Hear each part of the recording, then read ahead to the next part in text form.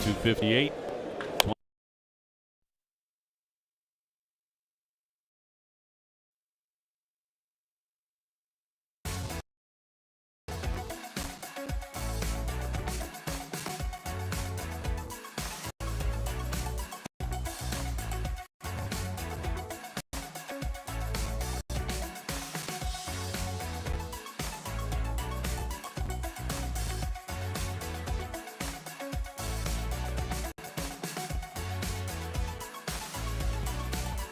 A little milestone night for Trevor Story as we welcome you to Unobstructed Views presented by Blue Moon. When you choose a Blue Moon, everything becomes brighter. Tom Caron in for Alana Rizzo. She's been in for me a lot this year, so at least I can do.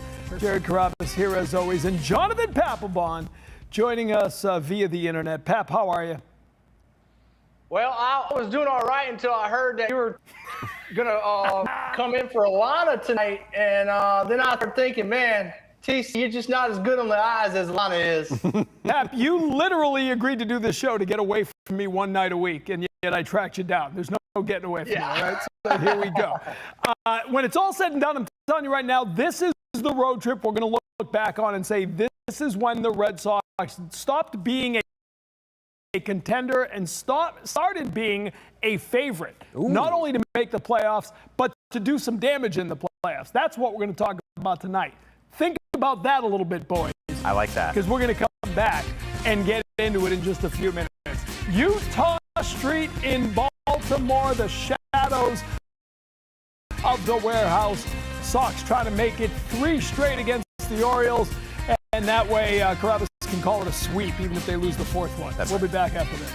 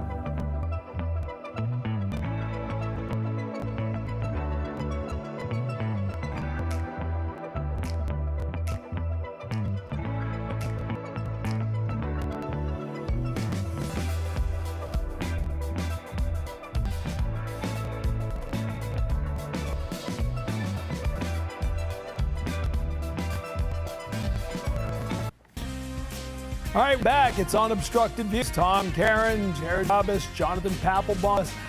Let's follow up on this real quick. Going into break, I feel like before the trip, after they had lost a couple to Baltimore at home, you're like, all right, this is going to be a battle to get into the playoffs. Now I feel you shouldn't just be thinking about the playoffs. You should be thinking about the top wild card spot, if not the AL East. We saw the Blue Jays lose last night. I just feel this past week, New York, now Baltimore, it feels different, Jared. It really does. And to your point, I don't want the division. I want the wild card. I want the top wild card spot. I want the Red Sox. Once the postseason starts, 3 games, or 2, best case scenario, I want them playing games right away. I want them to be able to ride that momentum because while I do still tip my cap, I give the nod to Toronto. They're the class of the American League right now. I think the Red Sox, to your point, TC, once you have that debate of who's the best team in the AL that's not the Toronto Blue Jays, the Red Sox have to be one of the first teams that you talk about. Yeah, Jared, this team, as I look at them, it's a team that you do not want to have a break, right? Look at the All-Star break. What happened at the All-Star break? Yeah. So they come back from the All-Star break, and they have to refine their identity almost. So, yes, you want to shoot for that top spot, but also playing for the wild card, I think would be best case scenario for this team. Now, with that being said, we got to continue the rest of September, right? And the way we continue the rest of September in order to get to that wild card is you got to have your top three dogs in Giolito, Bello tonight, and our pig, Garrett Crochet, all pitching like they have been. I got a stat for you. Ooh. I whipped this up last night after Giolito went to 8 shut. So this is since June 1st. The combination of Garrett Crochet, Brian Bello, and Lucas Giolito, they've made 44 starts, 273 and 2/3 innings. It's a 26-7 record, a 2.80 ERA, a 109 WHIP, an 8.68 strikeouts per 9, a 634 opponent OPS, and they're averaging 6 1/3 innings per hour. Oh, wow, they already had it up. And realistically, what we don't have on there are the walks. There's no walks. Our pitchers are going out there, and they're challenging hitters, right? Early on in the season, they were trying to nitpick a little bit, especially Bello. His stuff was so nasty, it wasn't staying in the zone. And he finally started throwing his four-seam a little bit more tonight or lately. And tonight, I want to see him throw that four-seam a whole lot more and mix it in with that changeup. Did he get him? Did he get him? Come on. He gotta be kidding me. Roman Anthony, lead that tag. Roman Anthony. Another one. Acknowledge him, TC. I will acknowledge him. Can I just point out You can. that he is the second youngest Red Sox player to ever hit a leadoff home run To Roman by Anthony. 2 days. To Roman, who is the youngest player to do it. He went back-to-back on that stat, huh, TC? My goodness, is this guy special, Pap, or what? Yeah, well, I think that early on what we were watching was a Roman Anthony that was trying to get his feet wet, trying to figure out how to become a big leaguer and how to become an everyday big leaguer and not just hit against righties. And now he's showing that, look, there's a lefty pitching tonight and, jumps all over the heater, and that's what I love about this team is they're playing a Baltimore Orioles team that's just trying to go out there, get ahead, and they're taking advantage of them. And secondly, their lineup is a very young. I'm not sure if they're starting 4 rookies again tonight, but close to it. They're going to be up there swinging. So Bello needs to go out there and be effective in the zone, and he'll throw another 7-8 innings just like Giolito did. It's interesting, right? Because it feels like he spent the first 2 months, like you said, trying to become a major leaguer, but also showing everyone in Major League Baseball that he will not chase pitches outside the strike zone. Now, guess what? The last couple weeks, month, they're coming in the strike zone, and he's starting to show the power that we knew would come. But to start, you got to spit. I mean, Pap, you got to spit on a lot of nasty pitches that break inside the zone, and he did that better than anybody. 400 on base percentage. Now they're coming at him with fast balls, and he's making them pay. Yeah, TC, the last thing that comes, pop up to right, but the last thing that comes for a major league ball player, for a position player, is the power. And I'm telling you right now, for us to see this power this early in this stage in the game is so impressive to me, along with his ability to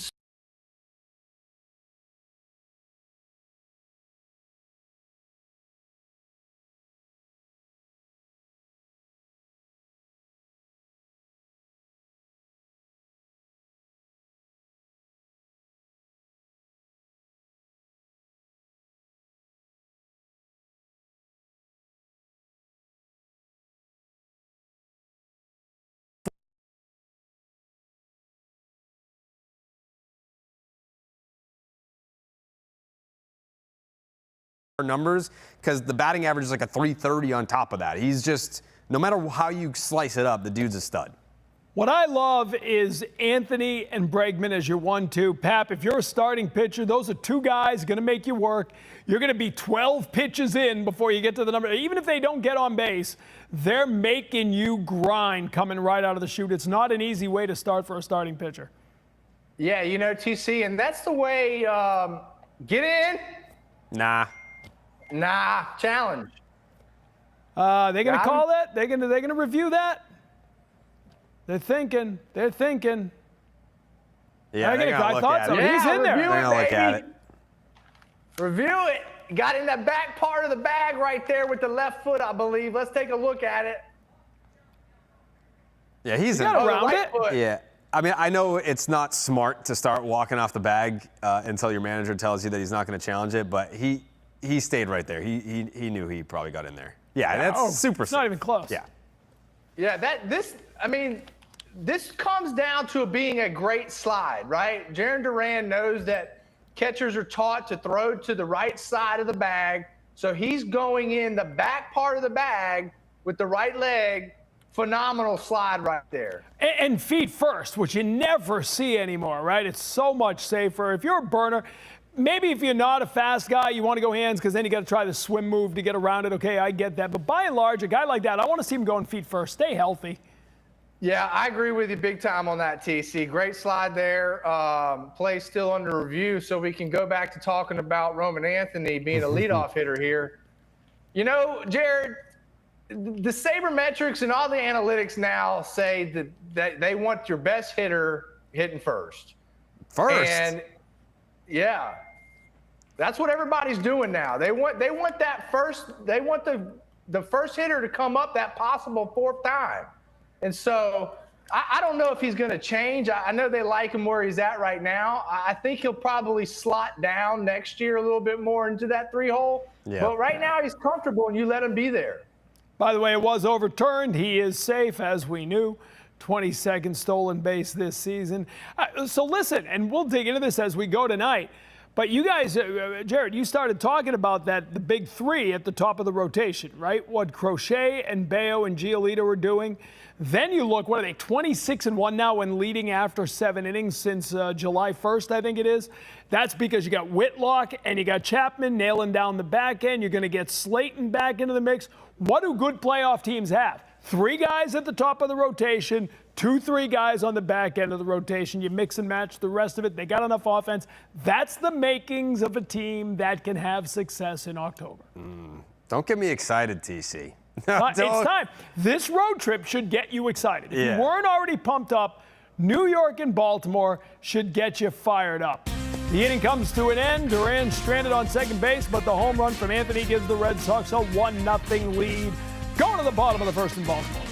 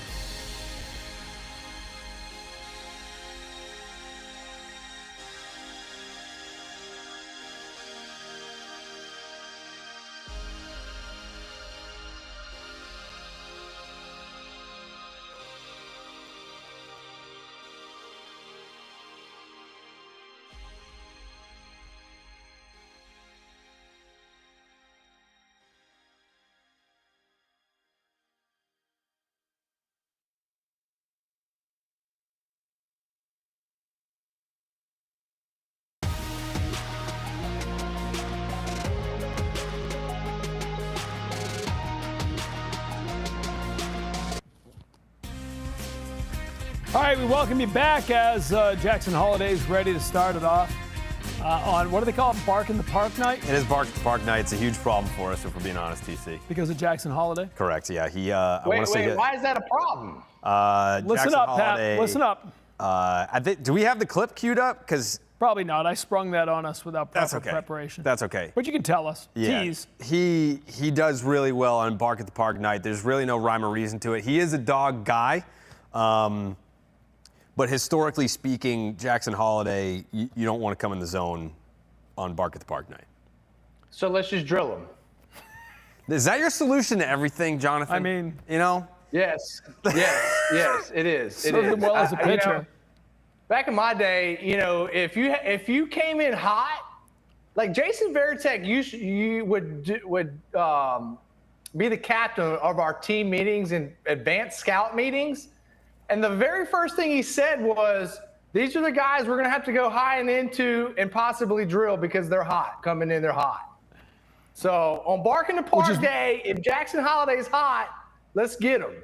Which is why Pedro said, what, 2 of the whatever that he drilled over the years were Unintentional, yeah. The rest I absolutely meant. Yeah. Okay, all right. We got Woof, away woof. with one there. Woof, woof. That's what I'm going to say every time he makes an out tonight. Man, I tell you what, and I'm not just saying this just because he's a Mississippi State Bulldog, but Nathaniel Lowe, to me, was an absolute gem of a pickup by Breslow.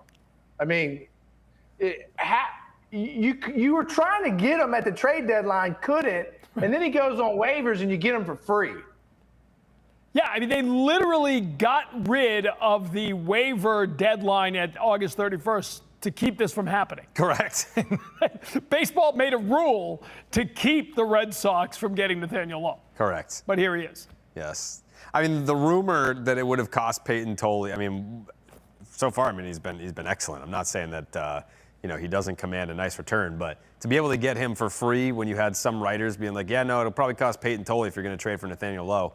How about nothing, and we'll get him anyway. We'll wait, and we'll just get him. All right, I think we're going to go to our first guest of the night. Is that right? We've got Alexa Pano coming from the LPGA. There she is, getting in town here, the FM Championship coming up at TPC Boston, and she knows all about that. Alexa, born in Westboro, a Boston fan through and through. Thanks for joining us tonight. How you doing? Hi, thank you guys for having me. I remember last year they had the Pro-Am party at Fenway. I think it was at Gillette this year, right? Yes, the Sox weren't home last night, so I kind of helped set that up a little bit with my Patriots Connect, and I think we had a really good time at both, but yeah, they were both great. But how cool is that for you, like, that someone who likes these teams, who loves these teams, like Fenway Park, Gillette, you kind of bringing it all together while you're back in town to golf? How cool is that for you? Yeah, it's really full circle. I mean, even just being so close to like Patriots Place and going there almost every day this week and just casually pulling up to Gillette Stadium is something that would have been really surreal for the younger me. So definitely soaking it all in and appreciating how cool it is. Pap, you're trying to catch up with your son golf-wise. I know Gunner's gotten the bug, and you've been working on your putting. So here's your chance. You got any questions you want to ask Alexa? We don't have time. Well, It's only 9 innings, Alexa. You can't dig into his game, okay? We don't have enough time for that, but. Well, we do actually have enough time, actually, but I think I was supposed to come in early. I want to apologize, Alexa, because I was supposed to play in the Pro-Am. Jameson called me to play, but I couldn't make it. So book me for next year for the Pro-Am for sure. Definitely. We'll set that up. And so I got another question for you. So when I'm putting, right? Okay. Yeah. Am I trying to putt for the hole, or am I trying to putt before the hole, right? You understand what I'm saying? I got you. I'm a big advocate of like spot putting. So I like to pick a spot a few inches in front of me and then like a nice spot in front of the hole for like speed control.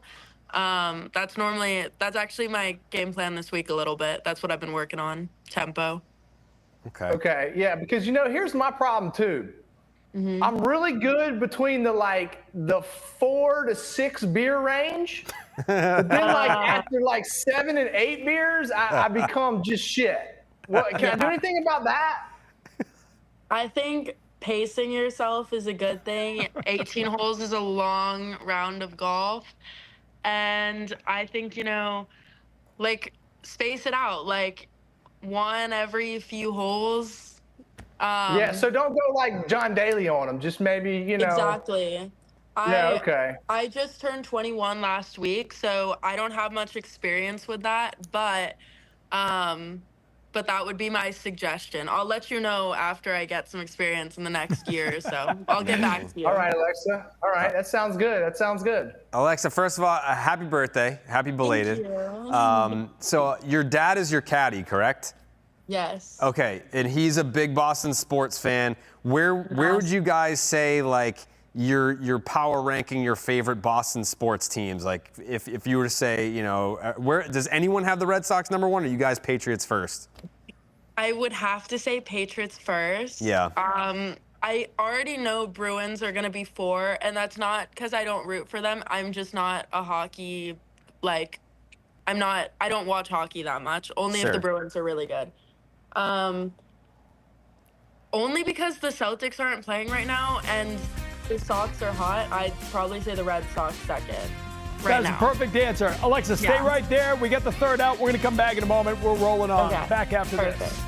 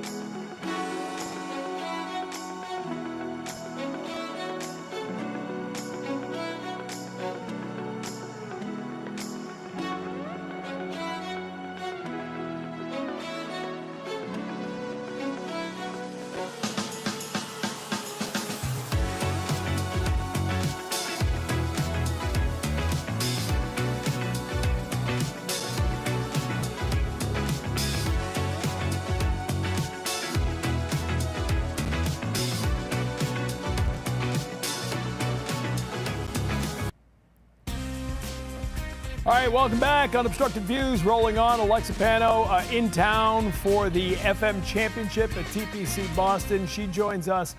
We were talking right before the break how your dad's your caddy and kind of brought you up right as a Boston sports fan. You've got the Patriots as a sponsor. Like, how cool is that? You're the only LPGA golfer who's got an NFL team as a sponsor. That's got to be pretty cool.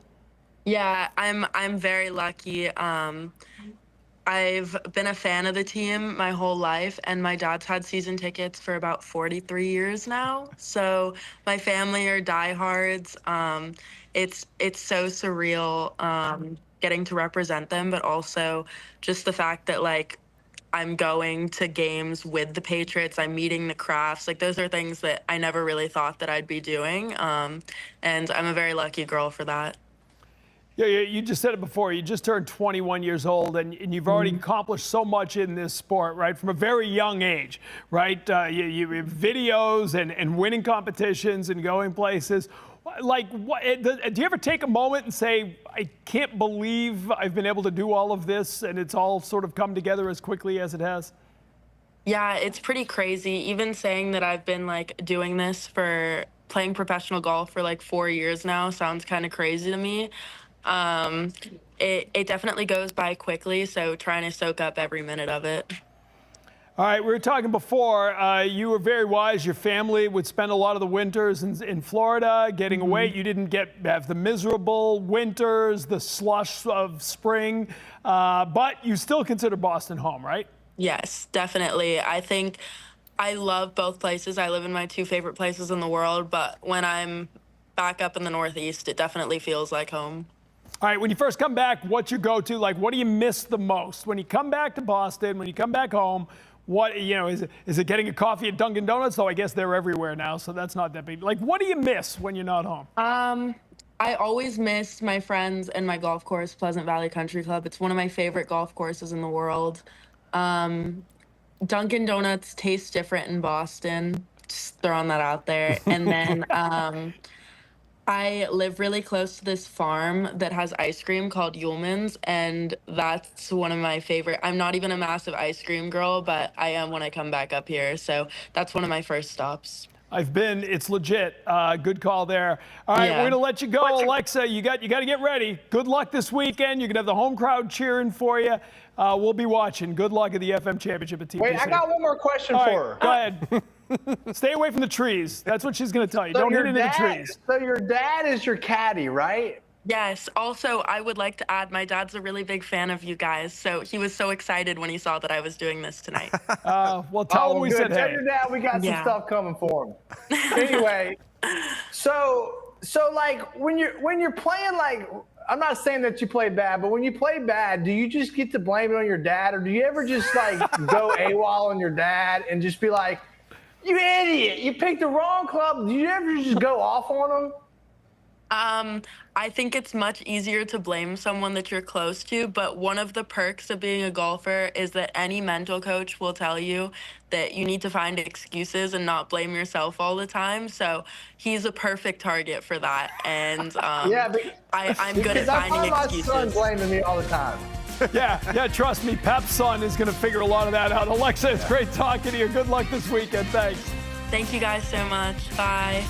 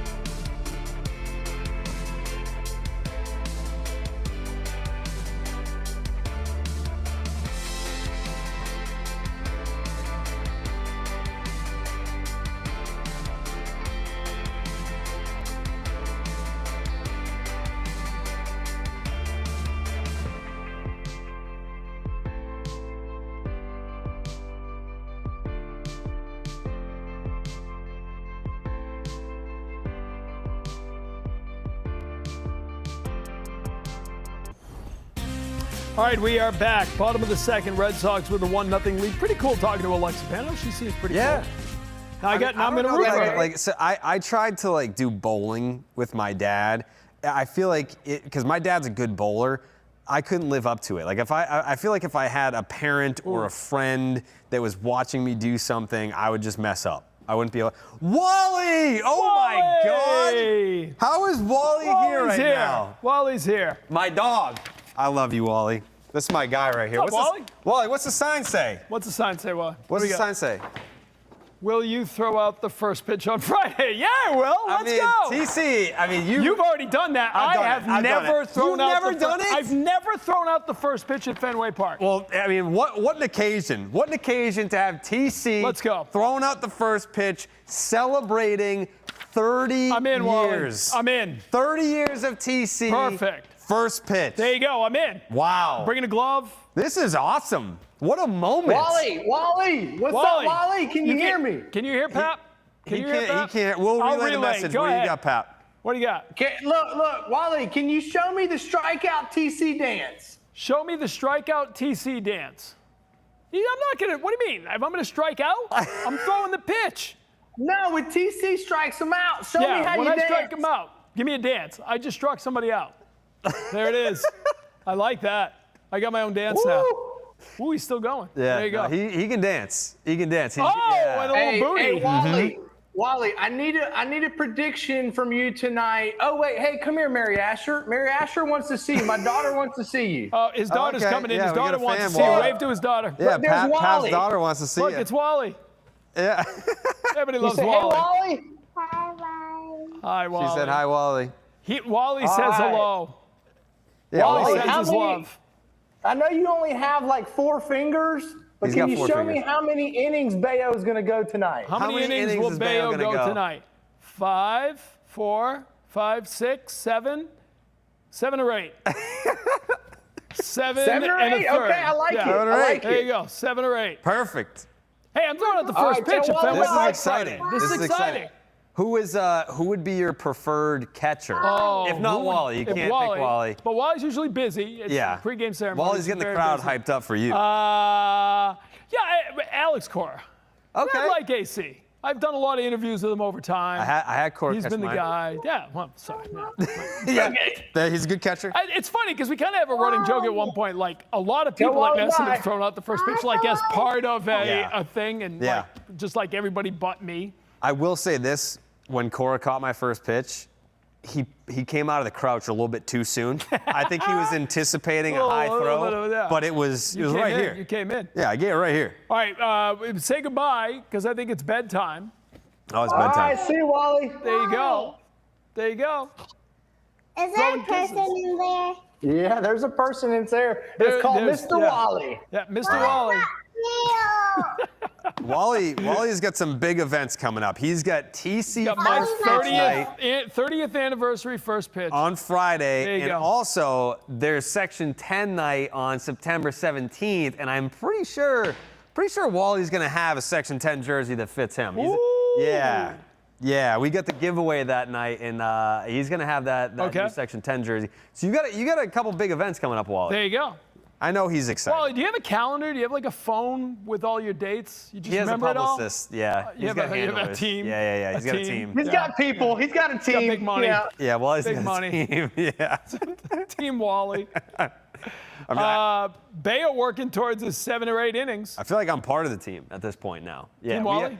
we did a birthday celebration for Wally this saw year. it. Yeah, we It went was well inside the done. Green Monster. We Yeah, brought it him was well cake. We sang happy birthday to him. Saw that? Yeah, it was special. It was special. It's always special. Wally, you were anytime he gets born in involved. Wally, you were born 97. in what? 1997, right? 97. Turn around. Son, Yep. Is that your number? That's his number. Turn around. There There you you go. go. That makes, 97. so how old does that make you? That makes him 28, 28? doesn't it? It's quick. Thank yeah. you. Well, because I started in 95, and I don't know if you've heard, I'm celebrating That's my true. 30th anniversary. Yeah, that's true. So I remember him being born. Yeah. I was there when he came out of the wall. I was sitting above the Green Monster when Wally was born. Do you remember your first interaction with Wally? That day. What did you guys talk about? I wasn't doing Red Sox stuff at the time, Okay. but we were doing a feature for Front Row, the show that I was hosting at the time. Right. And so we did a whole thing on the birth of Wally. Okay. Coming out of the Green Monster. And What's your favorite Wally memory in all of your my years? favorite, whoa, there's so many. That's a great question. My favorite Wally memory.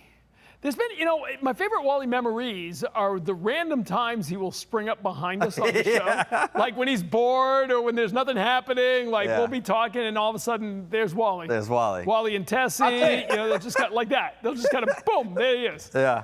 He also tell you what, used to Jared. come in, if you remember Sunday mornings, Yeah. he used to come in when we had Clubhouse here in studio. And so we'd come in and I'd forget that it was close. I forget Sunday morning. Yeah. You walk in, and all of a sudden, there's Wally in our green room. There's and Wally. So, you know, it'd be, oh, yeah. I'll tell you what, my favorite moments with Wally. Wally, you remember drinking all that champagne in 07, Wally? You remember drinking all that champagne in 07, Wally? Yeah, he don't remember that. He don't remember What? that. Yeah, I don't know. Oh, yeah. How old was he in 07? He was 10, Pap. No, I remember. 10. Yeah. What? Yeah. But I think he was remember. playing guitar on Blame It on the Rain with you and Manny Del Carmen. That is true. Right? You guys do have some Yeah. memories together. So you guys, you know, literally in the band.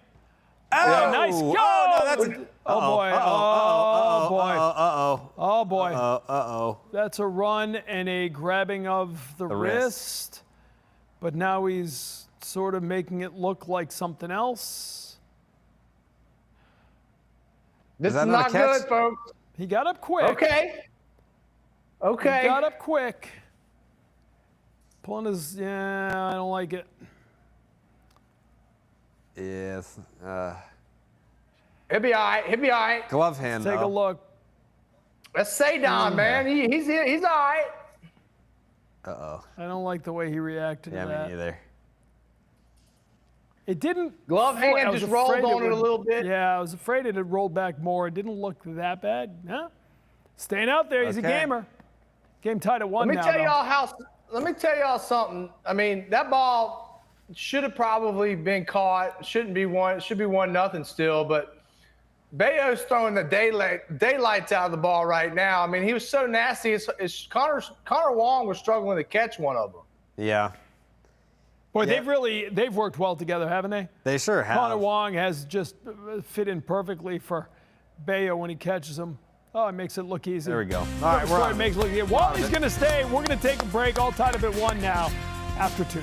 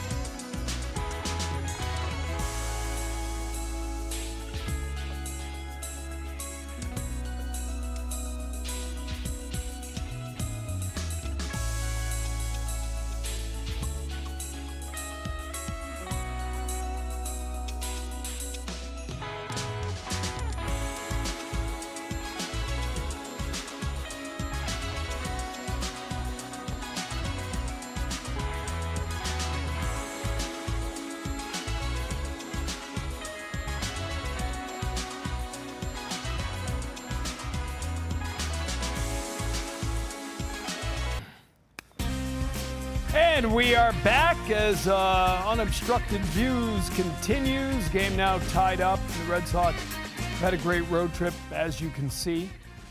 We are back here in studio. We've gone to like the Letterman setup here, which I like. Yeah. Kind of Yeah, it's a late night talk show. late night talk show. Wally has more cards, I can see. He does.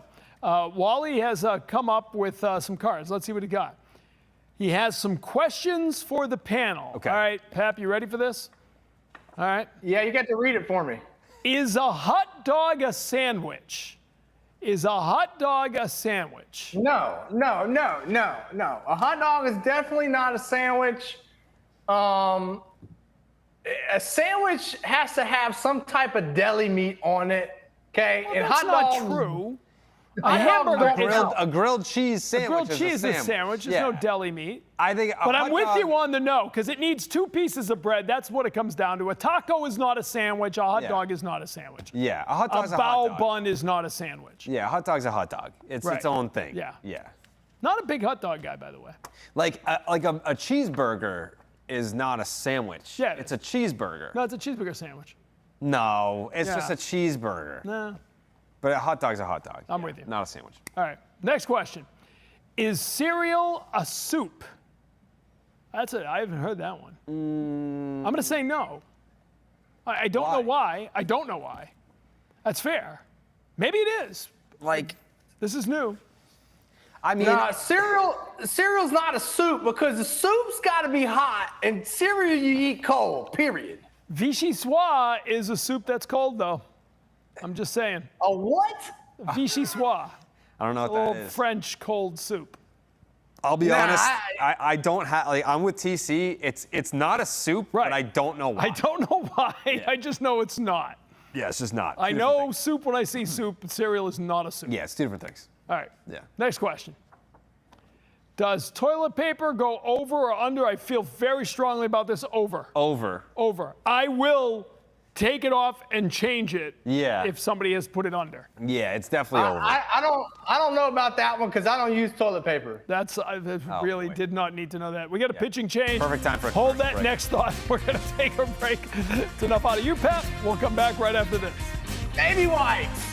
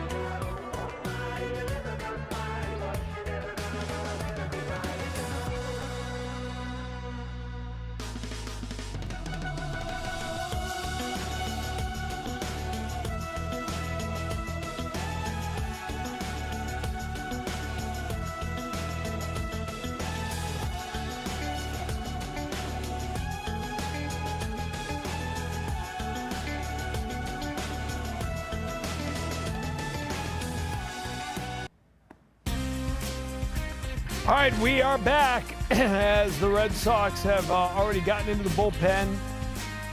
And we are back with Wally, who has been asking the tough questions. We have already ascertained. Hey, I got a question for Wally. You got a question for Wally? Yeah, hey, Wally. Is Tom Caron, when he throws out the first pitch, is he going to throw from the actual mound like a man, or is he going to get in front like a girl and throw? Oh, I'm going up on the mound. I'd rather be on the mound and throw a lousy pitch than throw a good pitch from the grass. Yeah. What do you think, Wally? TC, is he a mound guy or is he in front of the mound guy? He's a mound guy? He's mound a mound guy. Yeah. I'll be up on the mound. Yeah. Maybe not the top of the mound. We'll see. Ooh. Just got to get up on the dirt. Ooh. That hurts. They came up near his head a couple days ago. Remember that? We don't like that, Wally. We don't like that, Wally. Here comes AC. So Contreras comes in. The second pitch he throws, he hits Alex Bregman. There's already been a painful game for the Red Sox here. Yeah. See, this is where even though this is unintentional, like if this happens again, Bayo's got to go out there and get one of their guys, no question. Because you're talking about now the best guy in my lineup's getting drilled. Right. Right? I don't take to that lightly. Yeah, he's okay. Stays in there. That's what matters. Yeah. He's a tough guy. No doubt about that. He's tough. All right, we got 2 outs. Let's get through a couple more questions here while we can. What do you got, Wally? Ready?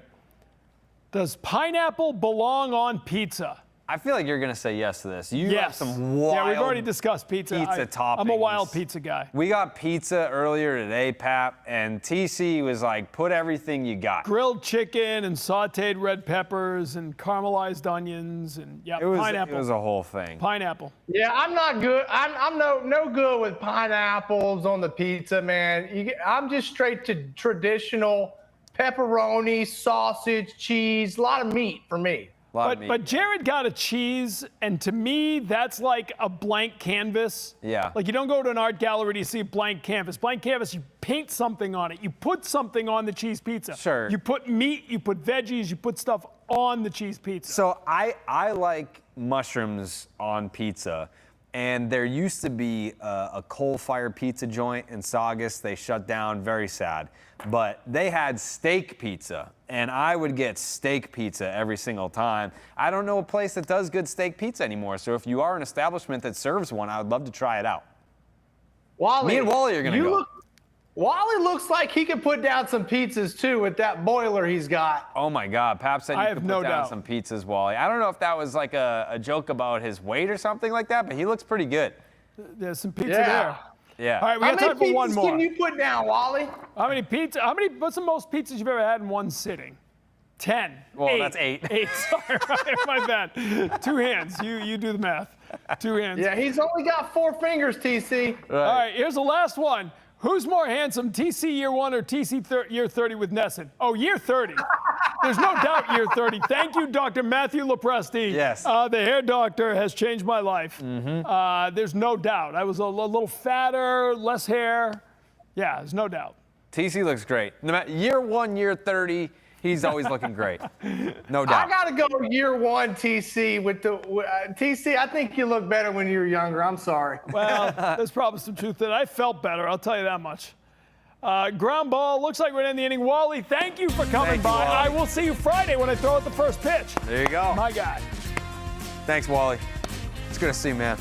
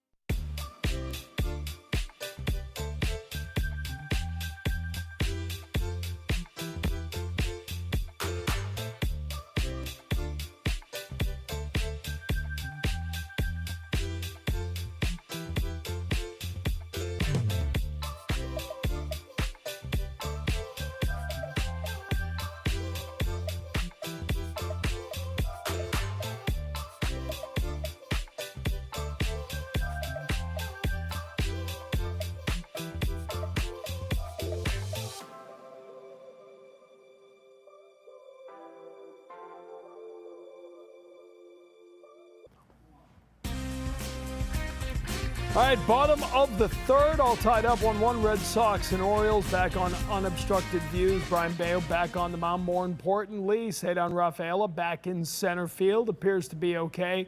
And perhaps most importantly, Rob Bradford joining us. Yeah. The Baseball Isn't Boring podcast and clothing line, fashion wear. Tattoo. Modeling the sweatshirt tonight. Yeah. The tattoos. Yeah. I mean, I could take my shirt off and show you the tattoo if That's you all want. right.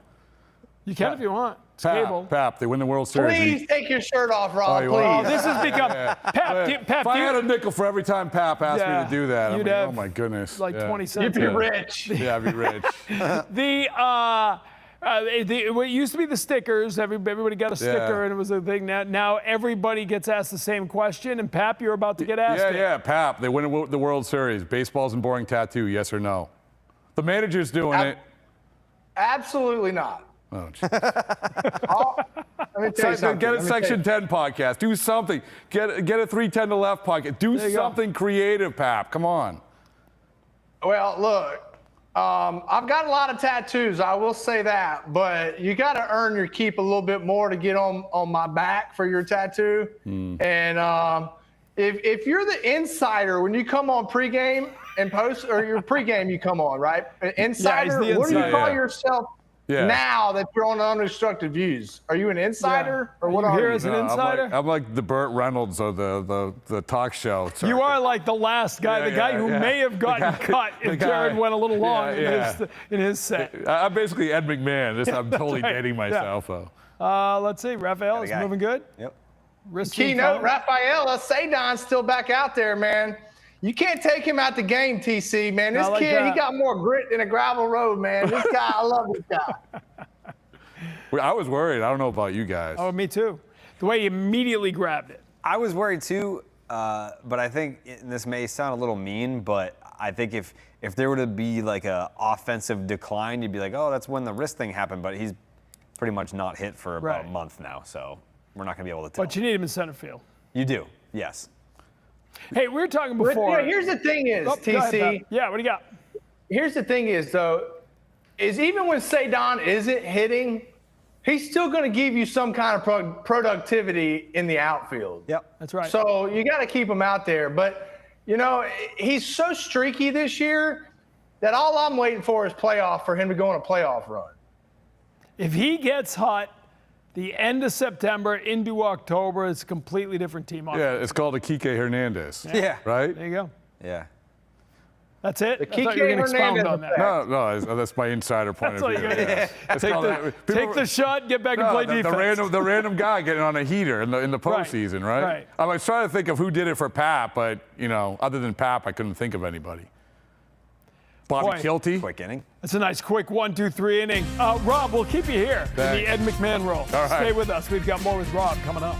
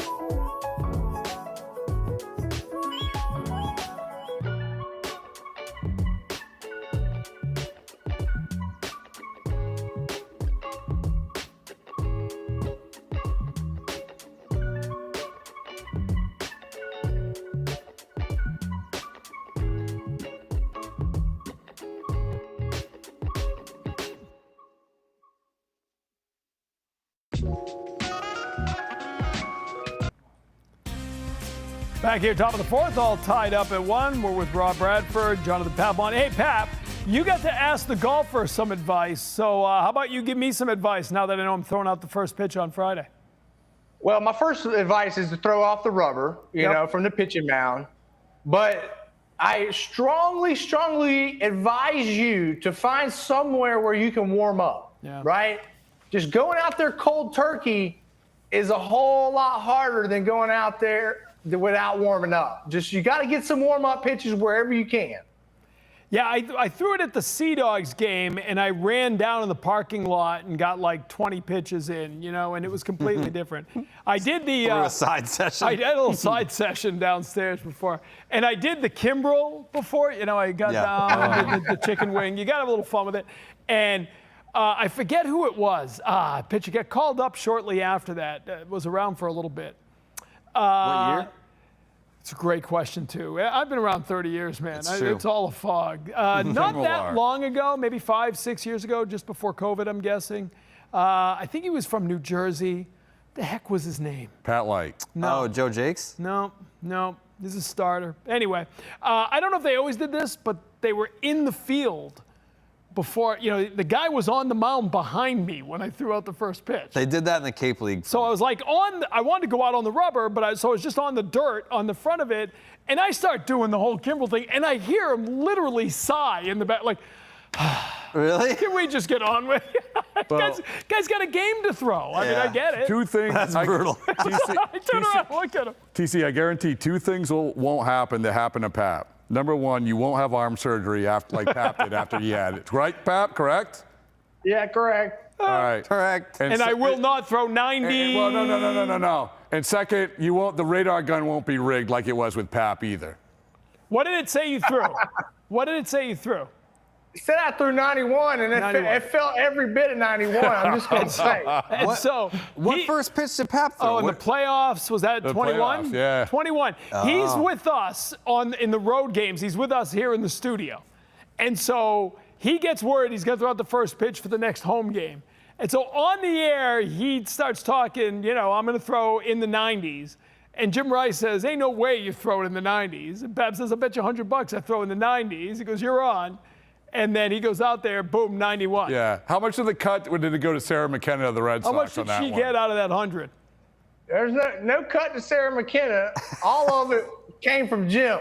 That's what I'm saying. Okay. Say down. Say down in the gap. I guess he's okay. He's All okay, right. baby. I'm Thank telling God. you, man. That was scary. This kid's got suave mente, man. He's so smooth. He's got grit. He's tough. We got to get this kid going again, man. Don't let him get hot. Yeah. I mean, I feel like if you've already thrown a first pitch, then you're good. I mean, like. Yeah, but it's not. I've thrown at Worcester. I've thrown in Portland. But it's still not. Yeah, Fenway's Fenway. Fenway's Fenway. I mean, Pap's advice of warming up is good advice. Like the other advice that I would give, but it doesn't apply to you because you've done it, is when you get out there, home plate is a lot closer than you remember it. Yeah. Like when you vision it and you try to, like, you know, see it, it's in your mind. It's the home plate's so much farther away. And when I got out there and AC walked out, I was just like, this is a lot closer than I remember. And so it's easier. Yeah. And everyone always says, oh, don't bounce it, don't bounce it. The fear for me is always sailing it. Yeah. Like you. Well, that was the famous Giselle Bundchen back in, was that 04? 04. She came on our show before throwing out the first pitch. We were in Fenway, and she was with me and Dennis Eckersley. And X said, you're going to be stepping down, so throw up. Yeah. And she launches it up into the screen. Okay. So the That's next why day, she flexed after. right? Yeah. So the next day, she's on the Today Show nationally, and they said, you know, they showed her, oh, you really threw up. She goes, well, this old guy told me to throw it up, and of course, Eck is just steaming. You know. Yeah, it was great. Yeah. Well, Steve Aoki, he was the guy, right? I mean, Yeah. I mean, he threw it up to the press box. Yeah. But I think he meant to do that, right? So You wonder, like 50 Cent, like you're gonna go viral if you throw it that badly. So Steve Aoki asked Matt Barnes for advice, and Matt Barnes said aim high. So that's why he launched. That's why that happened. Well, there you go. Yeah. Hey, Bradford. I go Jordan Leandre and just drill All the time. somebody. Yep. Right. Yep. Mm-hmm. What's up, Pap? Bradford, I got a question for you since you're our insider for today. Oh, jeez. All right. No, this is serious. With All Bayo pitching tonight, right? Yeah. What's the biggest difference maker between Bayo in April and Bayo in August to you? Well, April he wasn't pitching, so that's the biggest difference maker. May. Sorry, May. All right. I mean, just the fact that he's more confident, don't you think so? The fact that he's locked it in. We have the Netflix thing where he's screaming and yelling about two-seamer, two-seamer, two-seamer, two-seamer. And finally he's locked into who he is. That's the biggest thing, Pap, just like you did, right? You figured it out eventually, correct? I thought I had it all figured out before I got there, Rob. Yeah, no, that was the problem. But for me, I think it's using his four-seam, man. But that's what I'm talking about. Right. He wasn't using it. So it's like, okay, two-seamer, two-seamer. All right, now, I don't know what Spanish for four-seamer is, but I know cambio change-up. Yeah. Yeah. Okay. I also just think he's so mature now. He has a blow-up inning now. He comes back with a really strong inning more often than not. It used to be last year he had a blow-up inning. He never came back, right? He just lost it. Great The point. emotions took him over. He's had at least 3 innings where he threw 35 or more pitches and then came back the next inning and threw fewer than 10. Yeah. That never happened to Brian Bayo until this year. But don't you guys think that the conversation has to change with this guy? I mean, I think that throughout baseball, it's like, oh, yeah, he's a nice pitcher. He's okay. But now we have to say, listen, he's legit. He's a legit 2-starter. All right, that's a stranded opportunity, as we say. We'll head to the bottom of the 4th, 1-1 the score. Back with more.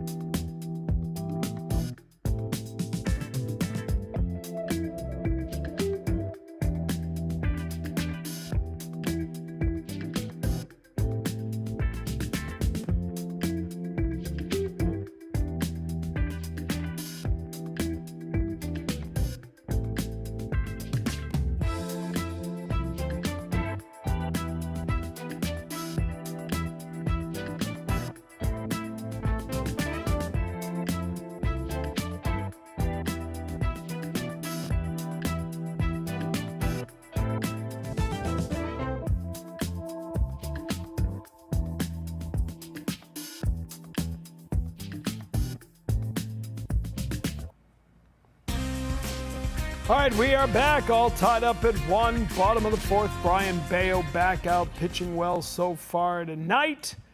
41 pitches to get into the 4th inning, so he's looking good on Wally's 7 or 8 inning projection. I was thinking, in my opinion, 3 of the most influential Red Sox podcasts out there.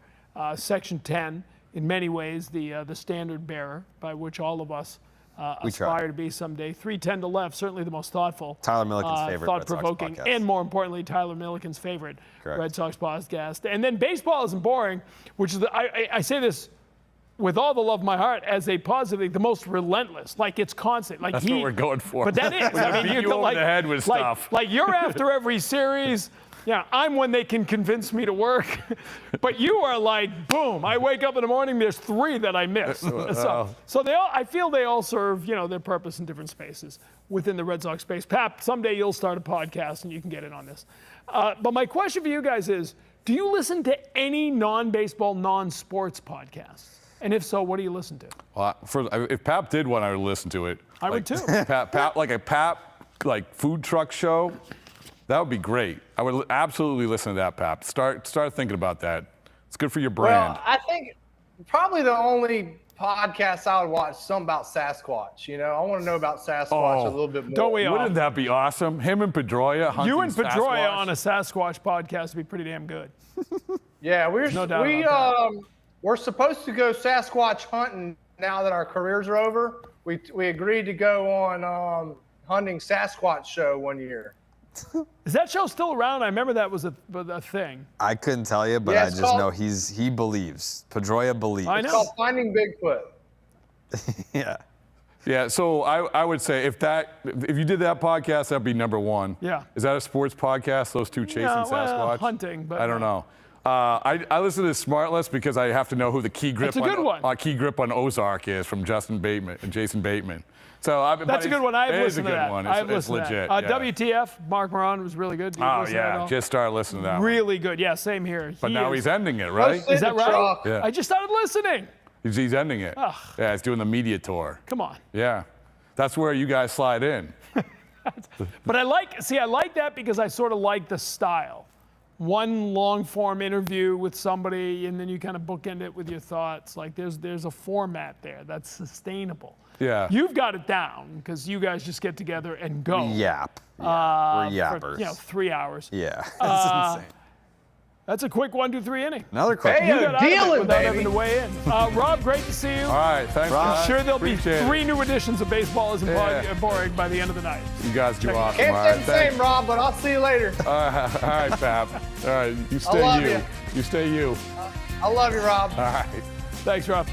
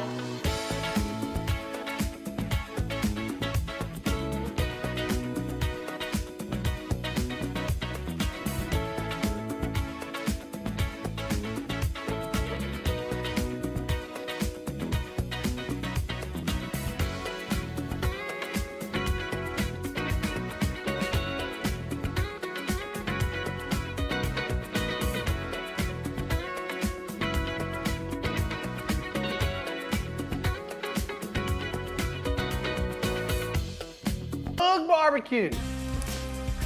What up, Pap? All right, 5th inning in Baltimore. Boy, they've been coming inside as Wong Shou's bunt has to get out of the way. We are joined by a man who will take any excuse to take a shirt off, in this case, leaving a little bit of a shirt on. Lenny DiNardo's with The us. sun was out today. When? Sun's out at Like- some like point 4 earlier hours today. ago. 4 hours ago, yeah. What is that, like 9 a.m. maybe? 4 hours ago, and you've been here for 7 hours. Yeah. Nobody gets to work earlier than Lenny DiNardo. Remember Papelbon? Like, I could go speak at a breakfast thing at Fenway, and Pap's been there for 2 hours already. Yeah. That's Lenny. I've never beaten Lenny into the office. He loves his job. He loves his job. Last time Lenny. we did this show, he showed up. He had the guitar case. Oh, yeah. He had his lineup card from his debut. Planned out. He had the Wally head. He was just ready to rock. Yeah, I I want to try know, to Lenny, prepare. are you carrying your license, Lenny? For the guns? The gun Oh, license. gosh, yeah. This is just my lounge Hey, government! gear. Hey, government can't ban those guns. Oh, geez. Is it Yeah. is it weird that I didn't want Connor Wong to bunt there? Like how far we've come with Connor Yeah, Wong? right? I keep saying, though, this works out great. Now you've got two guys who hopefully you don't have to lean on one of them through September. Sure. Keep them fresh, then do what you got to do in October. But you need two catchers going in September. You know, if you don't have a Jason Varitek, right? If you don't have like a cornerstone guy, you want to have two you can go back and forth with. To keep everybody productive and healthy at the same time. Right. Right? Right. Less is more. I mean, the other thing too, now you got David Hamilton swinging it a little bit. The guys that have been absolute just automatic outs in this lineup have been producing of late, and you gotta love that. As September is what, next week? Monday. It's a few days away. That quote unquote double yesterday out of the box. He had a few choice words, and then had the post game presser. He's like, How "That's a great double. was his It's a reaction? double." Yeah. Well, no, they're like, the fired up, getting your team a lift. He's like, look, they gave me a 2-run double. I'll take it. Yeah. Double's a double. All right, so Look at those stats. that was good stuff, nasty right? there. These Yeah, guys can I mean, pitch. Lenny, don't TC, you we feel? were- We were talking about it before, right, Pap? Like three Yeah. guys at the top, two guys at the back end of the bullpen, and give me a little bit of offense, and you can go a long, long way in October. Bayo's Well, to ERA me, just it's got down below sustainability. 3. Yeah, it's sustainability to me, Lenny. You know, I mean, at the end of the day, you got to have starters you can rely on going into the postseason. And now we finally have some guys where we can lean on a little bit and not put all the pressure on the bullpen. Because believe it or not, come September, I would like to see some of our bullpen guys getting a little bit of rest. You're right. I mean, the starters have been outstanding this season, the top 3 especially. But if they do fail, if they do go 4 or 5 innings, look at the bullpen. The bullpen's been outstanding, and you're only going to add Justin Slayton to that in the mix relatively soon. Matz, what a great pickup in Matz. Left-hander throwing 95, pumping strikes. You got to love that acquisition as well. I got a Bayo stat for you. What do you got? Not counting tonight, I didn't get the chance to update it, but since July 3rd, remember that Marlins start last year that was kind of like the turning point of his season? I do. Brian Bayo has made 39 starts with a 3.31 ERA and 226 innings, and over the same amount of time, he's made the same amount of starts as Garrett Crochet, who has a 2.96 in 204 innings. So he's thrown, 22 more innings? Yeah, I mean, Crochet was on that ridiculously short Yeah. leash at the end of last year, right? 4 innings to start. But Bayo, to me, that's the thing that I think has been underreported in Bayo. What is it, 12 out of the last 14 have been quality starts? And that goes back to what we're saying, right? He can have a rough inning, but it doesn't derail him. It used to be 3rd inning went south, he'd scramble through the 4th, maybe get into the 5th, done for the night. Now 3rd inning goes south, he gets it back under control, suddenly he goes 6 innings. That's a huge difference. Yeah, TC, to me, I think, you can talk about all the mechanics you want. You can talk about all the pitch selection that you want. But to me, it's maturity, man. The guy has matured right before our eyes and become the pitcher that we're seeing today right before us. And I think that you hit the nail on the head. When you go out there as a starter, you got to find your way through a certain amount of innings, 5, 6, 7 innings. As a reliever, you don't necessarily have to do that. You're going out there to get the guy that's at the plate right now. And so to me, he's been able to have that maturity and have the ability to carry himself throughout the entire start, not just a third of it or a half of it. And I feel like a lot of that is he's finally realized what type of big league pitcher he is. I talked about this a little bit last night. He's got the stuff where when he was in amateur baseball, when he was coming up in the minor leagues, his stuff got him through lineups where he was striking out a lot of batters. He was going right after them, and they weren't making a lot of hard contact. Now he's pitching to ground balls, and that's where he needs to stay. All right, Lenny, we'll keep you here for another half inning. We are rolling on Unobstructed Views. 1-1 the score.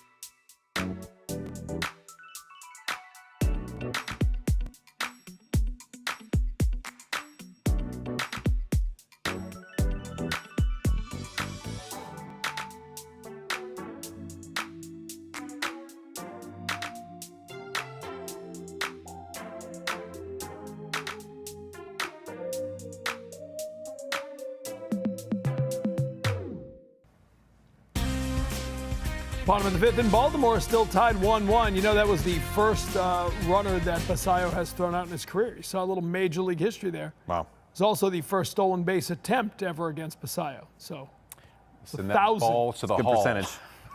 That's a good percentage. Lenny, as you may have heard, Wally came and invited me to throw out the first pitch. Do you have any advice? As a guy who instructs young pitchers, what would you advise me to do and not do? Practice beforehand. See? Get the distance down. Figure out where you're going to stand and aim high. Have to account for downhill. Yeah, you're stepping down. Because how many, out of all the first pitches that you've thrown, have they all been off the rubber? None off the rubber. One on the dirt, because the guy was on the rubber behind me. Have to account for downhill. And one was in front because they wouldn't let me because there had been some rain. Don't overthrow it. If you overthrow it, if you try to be a hero and throw 80 miles an hour out No, there, you're I'm gonna not. skip No, it. there's no chance. I'm not going to feel any shoulder pain from There that. you go. I have TC, no you think pride. they're- I don't care. Right? You think like I MLB's don't. going to test you? You think what? MLB will test you since you're going out there and throwing the first pitch? Yes. We're in deep Juice trouble. up. We're in deep trouble. What is the strangest location you have ever been approached for a test? On a vacation or? Oh yeah. I've actually been on vacation. I was laying out in St. Lucia one day, and the concierge came and got me, and they told me that somebody from Major League Baseball was here, and that I had to meet up with them. And I was like, "You got to be kidding me!" So you're laying on a beach. And the concierge from the hotel comes out and said, "The drug testers are here. You got to go in the bathroom with them." Yep. And I tried to take them up to my room, and they wouldn't go to my room. We had to go to the actual hotel bathroom. Are you sure that wasn't Alan Embry with like a fake mustache on or something, like trying to get you? No. It happened, I think, early on in my career when they changed the rule when they first started testing players in off season. It was like that first year. Yeah. Yeah, there's some crazy stories about, and by the way, if I were a tester, why would I'd want to go to St. Lucia. I don't think I'll look at Pep's schedule and say, hey, he's going to be on the beach. I'll go down there. Send me down there. Yeah, because when and the season's over, you have to specify dates that you will not be home. Right. Actually, it's crazy. I don't think fans understand nearly as much of that. What's the craziest story that you've heard? Honeymoon. Somebody on a honeymoon. I forget who it was, but somebody. It was their turn. They came out to their honeymoon, and they had to. Excuse me, honey. Be right back. Because I think it's it's a timing thing, right? They set random clocks, and when you're up, it's your turn. You have to, wherever you are, they come find you. That's crazy. Yeah, and if they can't find you, you're deemed positive, so you better be able to be found. Right? Wow. Wait, so if they try to get you, via text message, phone call, email, fax, what avenues do they try before they say we didn't get in touch with them? Well, when you sign the paperwork, you're going into the off season, you have to give them your email, phone number, and your address, and any other addresses you may be at while you're in the off season. Got it. And they probably go after your agent. I'm sure they give every effort for, They better. But you want to go if you're in the Amazon rainforest, you might, you go. I know. On an African safari that you might not be easy to get a hold of. Ironically, the first name that popped into my head is someone who tested positive, but I know in the offseason, Fernando Tatis Jr., he'll just go off into the rainforest. Right. And he'll go on these month-long sabbaticals where he doesn't have his cell phone. Bronson Arroyo would go chase Pearl Jam across South America. Yeah. He's in Sao Paulo watching Happy 34th anniversary to their debut album today. How about that? Pearl Jam. 4 years ago, album 10 came out. Your fellow guitar player and one-time fellow band member, Eddie Vedder. Well, I thought you were talking about Bronson, but yeah. I played with Bronson. We played together. Yeah. I played with Bronson one time. That's right, you did. I saw that. Yeah. I saw some footage of you playing bass last time I was here. Wait a minute. Pretty good. Carrabis, what do you play? I play the bass. He slaps the bass like this, way up I here. didn't Way know up that. here, just like this. Hey, you always learn something on Unobstructed Views. I just learned something. You ever do a stand-up bass? No, never done the stand-up bass. He's actually pretty good. I saw him play. What were you playing in that footage I saw? Comfortably Numb. Yes. When'd you start? High school. Really? Yeah, we had a band called Keep On Walkin', but it was spelled Walkin' like Christopher Walken. Oh, I like that. Because there was someone spray painted a picture of Christopher Walken on the brick in the basement where we would play. There you go. Just like, all right. Did you ever play out, or did you ever get out of the basement? Yes. As a band? Yeah, a girl that I was dating like 12 years ago, her dad had a bar band, and I would like come up on stage and play a few songs with her. But not Keep On Walking. Not Keep On Walking. Never No, graduated. Keep On Walking Keep never left doing the it, basement. Mayo. All right, that's it. 3 outs. Lenny, go put some clothes on. Get ready for post. Quick inning, got to get ready. Start it off. Thanks, guys. Take it off. Hey, Lenny.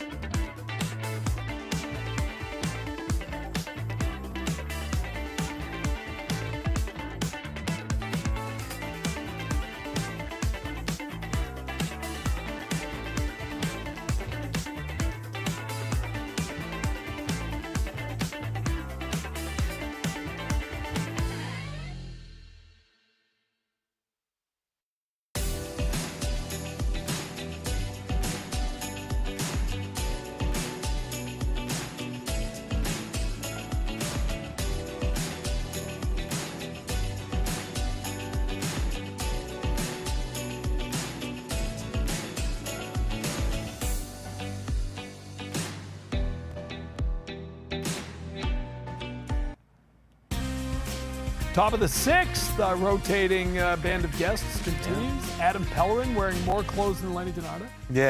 Yeah, that's his thing now, though, right? On the Allcast. I guess. Just being shirtless. No, he wears that Something different every tank. time. No, I feel like doesn't he wear that tank for? The other day he had like he kind of had the grunge look going, right? The open short sleeve. Yeah, yeah, but also the first time that he ever came on the Altcast, he was home, Right. and he wanted to see if we would notice. He kept taking every time yeah. he would Different take a drink. sip, it was a Yeah. different cup. That's right. Yeah. Yeah. But sadly, come to find out later, they weren't booze, No, which no. would have been a way funnier. Well, allegedly, I don't Yeah. know. I mean, there was no way to know for sure, but True. yeah, he did drink out of a different cup every time he took a sip. What's up, Pap? What's up, AP? Good to see you, buddy.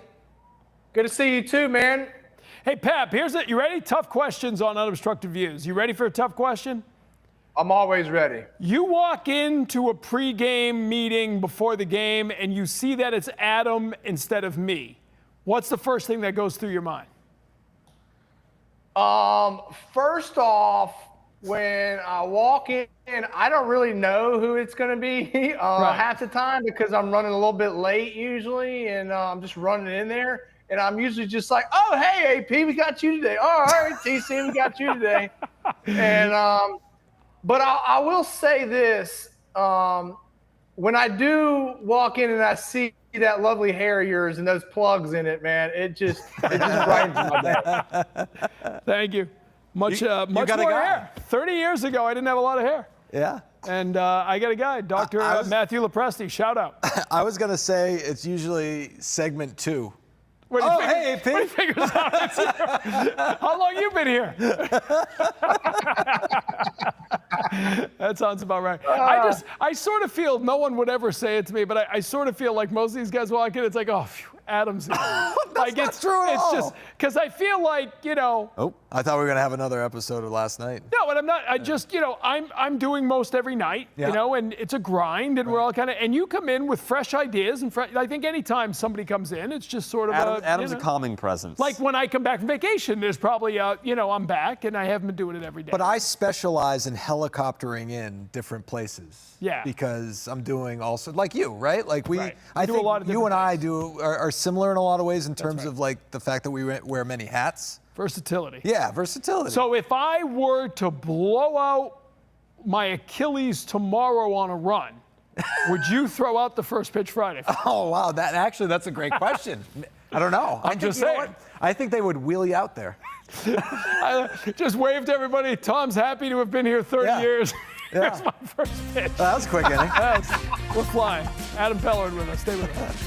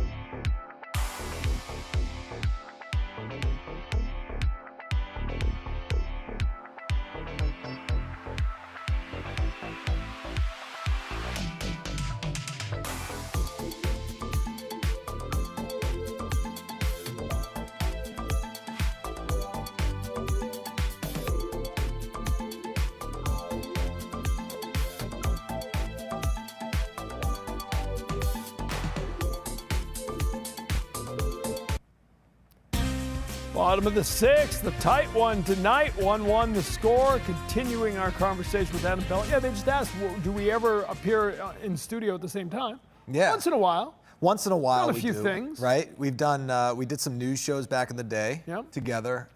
Winter Weekend. Winter Weekend. I've done with you, but also with We've you. all hosted Winter Weekend. We've all hosted Winter Weekend in our various ways. Yeah, but it doesn't happen often because obviously when I'm here doing pre and post, you're somewhere else. Right. Whether it's being off or you're working on assignment or something. Right.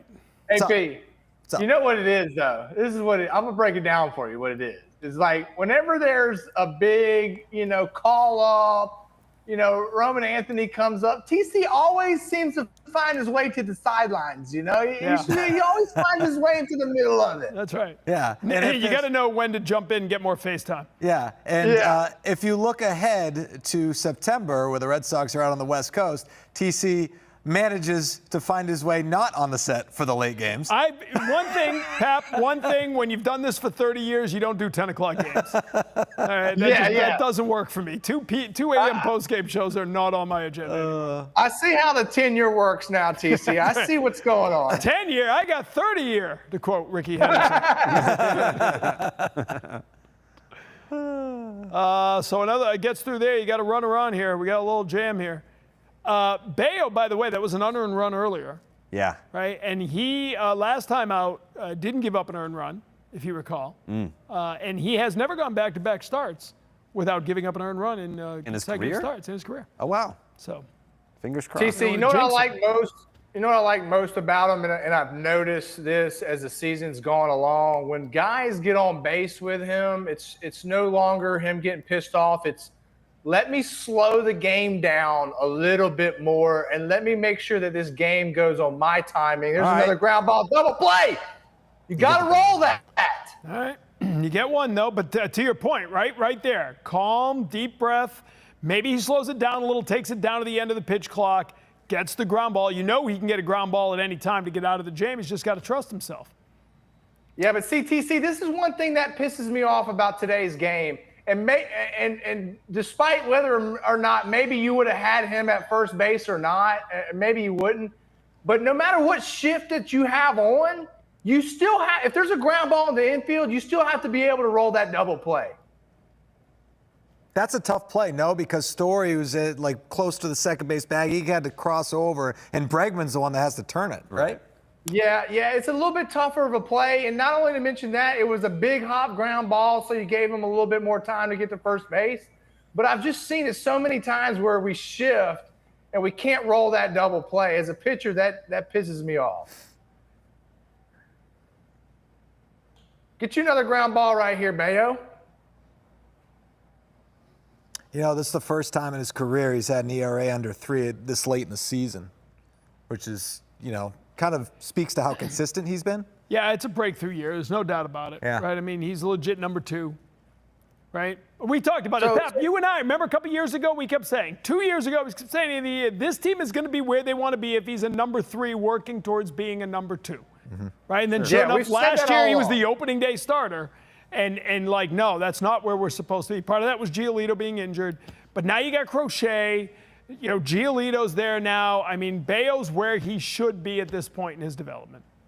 You know, I don't know how AP or Jared, what they think about this, but when you're in a starting staff and you have that certified number 1 ace, everybody else seems to look up to that number 1 ace. When I was on the team, it was Curt Schilling.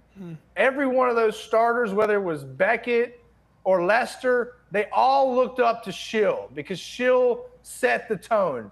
And I feel like that's exactly what Garrett Crochet does for Brian Bayo.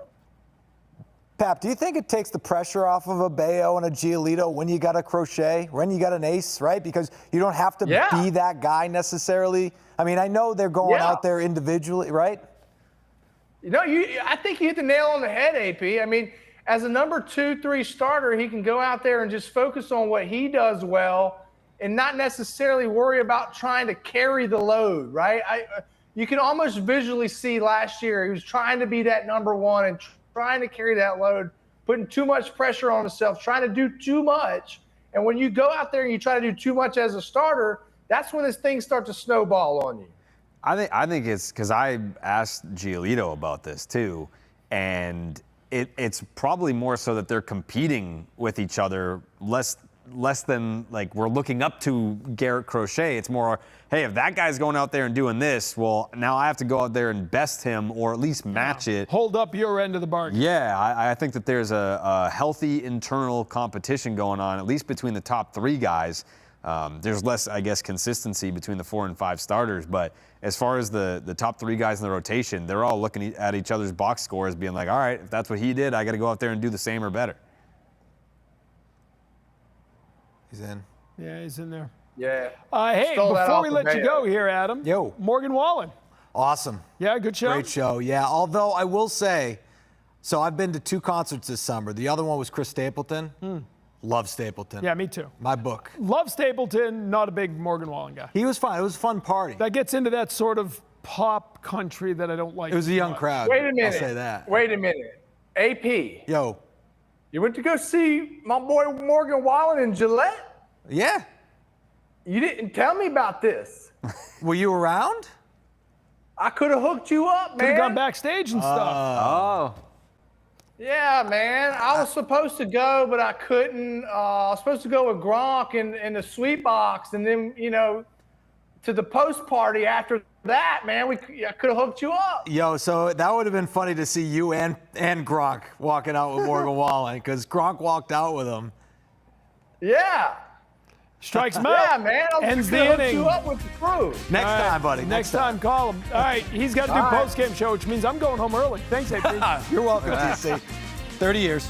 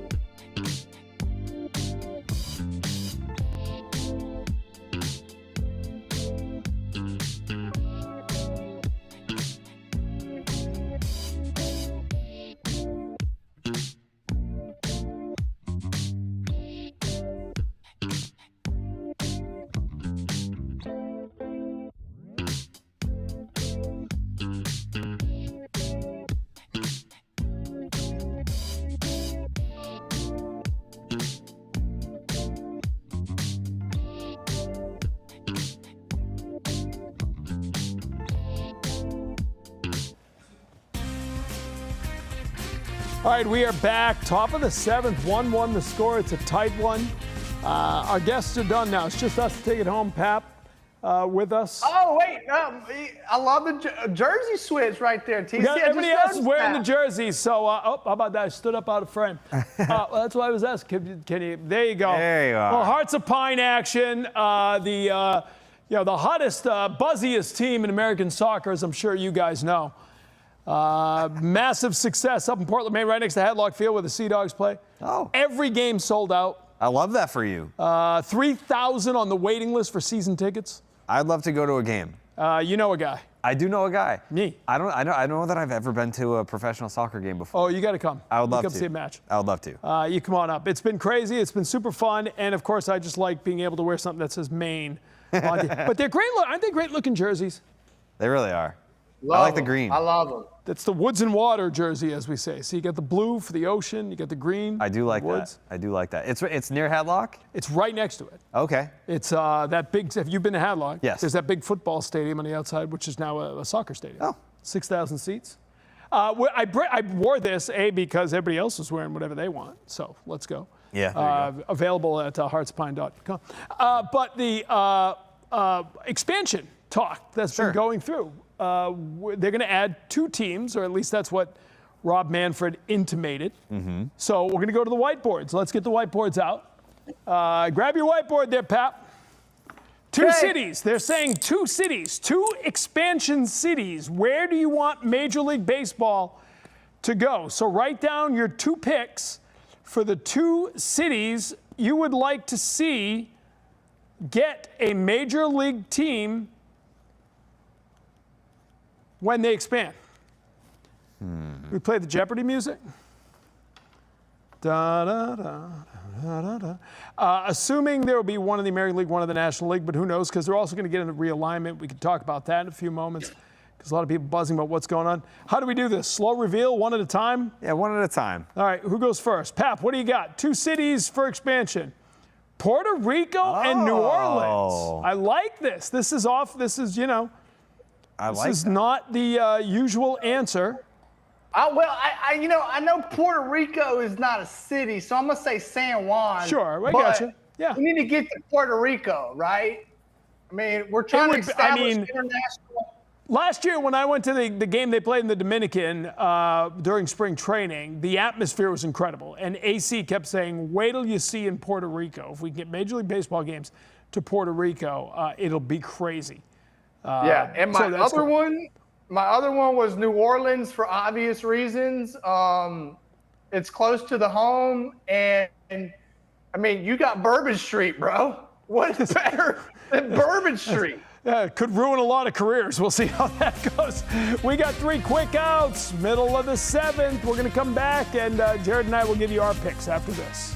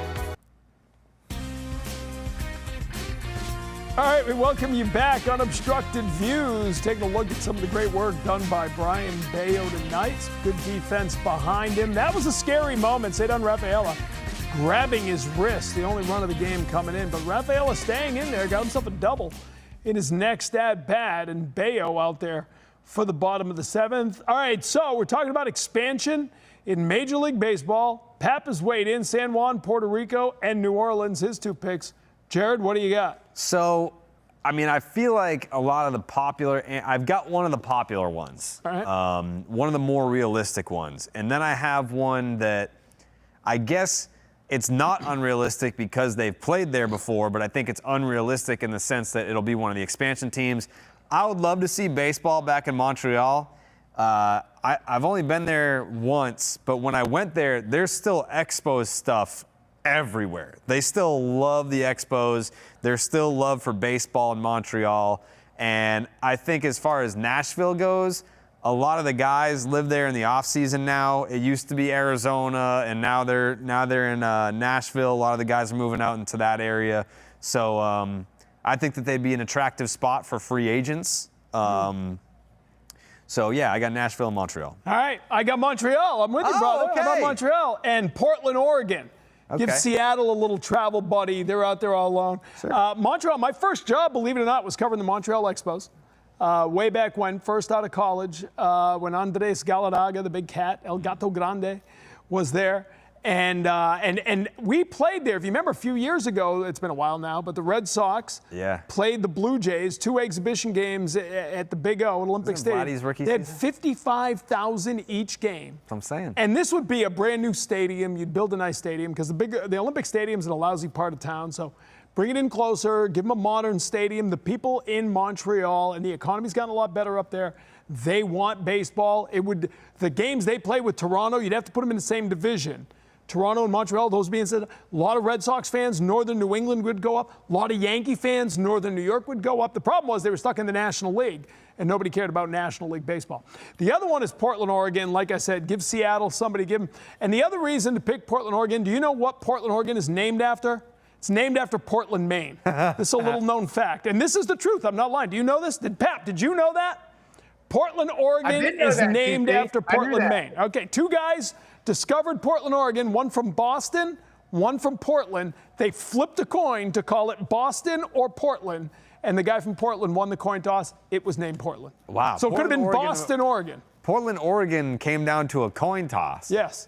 Again, named after Portland, Maine, where the Hearts I knew it was named after Portland, Maine. I didn't know it came down to a coin toss. That's pretty cool. Could have been Boston.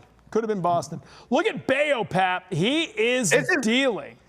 This is cool. Let me tell you something. This guy has thrown strike one all night long, and he is reaping the benefits of it. Possibly could go out there for an 8th inning if he continues to shove with his next out. I'm just saying, with his limited fingers, Wally said 7 or 8. He did say that. He did. I mean, Wally knows his stuff, but Wally knows ball. Yeah, he really does. I think the thing that has become very apparent with Brian Bayo now is he's a day on the calendar. We started the year, we had Crochet Day. Bayo Day is now a day that I think Red Sox fans look forward to, and that's not something that we were saying last year. It was kind of like, you know, we got some maturity issues and this and that. But now I think Brian Bayo is a guy that when you see his name pop up on the probable starters, you're like, okay, now we go. This is going to be a win day. What is it? Isn't Deo, is that Latin or Spanish for day? Deo, Mark, our producer. Diaz. Can you get on that? It's Diaz. Diaz? But isn't Diaz. there like, in Latin, Deo? Because Deo de I don't know, Bayo would TC, sound but pretty I'm good. just gonna Crochet I don't know, Day. But I'm saying Crochet Day, Deo de Bayo. I mean, it works pretty well. I kind of like it. Make a T-shirt. How about just Brian Bayo Bump Day? Let's go. Yeah, he's impressed a lot. And he's working quick, too. He's not letting any hitters get comfortable in there. His There's no sweeper such has been thing as Deo, by the way. I made filthy. that up. You made that up? Yeah, but we it's can still work good. with it. I still like it. Yeah, Bayo de Deo Bayo works for me. Just Day-O. Yeah. Deo de Bayo. I like it. I tell you what, his sweeper tonight has been absolutely filthy right off of that sinker. And what's Need making this him one. so special is he's Xing both sides of the plate tonight. You know, that's his only walk, but he's crossing both sides on each side of the plate. And that's, as a pitcher, when you can do that, you're going to have a great day. Well, and you just kind of touched on it. They're not walking guys, right? When you go back early this season, the walks were there. We've seen a run here where they have limited the walks. Giolito last night just one at the end, right? Just one walk late. In the eighth, yeah. In the eighth inning. It's meant everything. You go deeper into games, right? You limit the damage. If there's a home run, it's a solo shot, just totally different outing. Well, and it also sets the tone for – actually, pitching sets the tone for your defense, TC, in my opinion. And pitching, to me, is offense. It's you're attacking the hitters, and you're on the offense. And when you do that, you're going to get early action, and you're going to be in the ball game late, and you're going to have defense behind you that's in the ball game. Well, and that, that goes in a lot of ways for Bayo, right? He works at a quicker tempo now, right? A year or two ago, you'd see him really slow it down. Every pitch was an event. Now he gets it. He's got a plan of attack. He's on the attack. Slows it down when he needs to, guys on base. But by and large, he works at a better tempo. The defense is ready behind him. Just a completely different, a more mature pitcher, right? That's what we're watching. It's like and we're watching him mature before our eyes, which is pretty cool to see. We're watching that evolution, you know?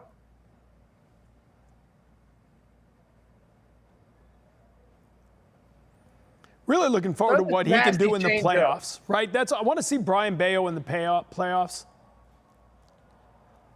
Oh, come no. on. Come on. That's not what you're looking for. We got to communicate in the outfield, boys. We got to communicate. That should be Jaron Duran's ball the whole way. He should be calling off Cedon. He was camped underneath it. You hate to see that. I mean, it looked like it was going deeper, but clearly one of these guys had to get underneath it. That's awful. Yeah. Duran was there. And you don't see much. You don't see either one of them yelling for either you got it or take it, take it. There was no communication there. Jeez. That's a rough way to end it. All right, 94 pitches, and Brian Bayo is done. He'll leave down 2-1. But, man, I'll tell you what, he gave you everything you could ask for tonight. Should be in the clubhouse right now with his night done in a 1-1 game. The Red Sox coming up instead. Orioles leading by a run.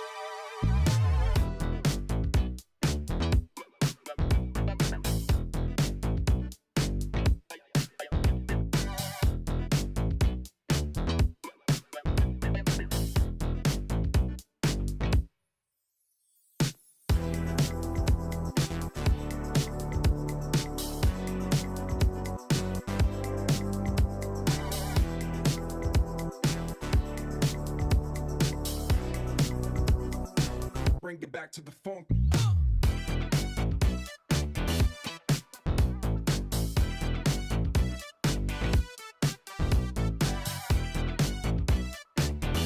Right. All right, we are back. Brian Bayo. It'll be one earned run. The earlier one was unearned. One walk, 6 hits, a good line. It's another quality start. 13 of his last 15 starts now have been quality starts. Put my glasses on so I can see. I bet you he doesn't even blame the outfielders for that play. He probably blames himself for that walk. That's a good point. Yeah, Two-out walk. That's a great point, Jared. He's more upset about the 2-out walk. I can promise you that. But That's been a bit of a problem for this play. team, Pap. We talked about the walks being down, but they still have a tendency to walk a guy with 2 outs. Yeah, come playoff, they're going to have to clean that up. No question, TC. Way to work for Justin Wilson. 1 pitch, 1 out. Inning comes to an end.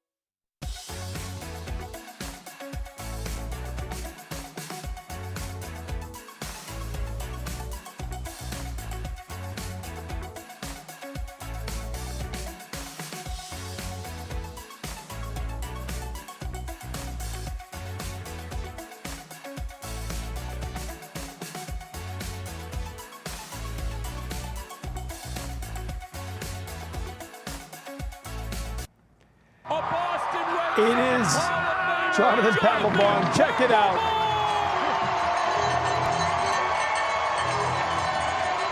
How do you have this much energy? He's the ultimate party animal. Running out of center field is Jonathan Papelbon. Oh my goodness. 6-time All-Star. Won the World Series with the Boston Red Sox in 2007. Let's go! Where he recorded the final out. And he played here at Mississippi State. Jonathan Papelbon gets Mac Danford to pop him on the infield. And Pap back home at Mississippi State.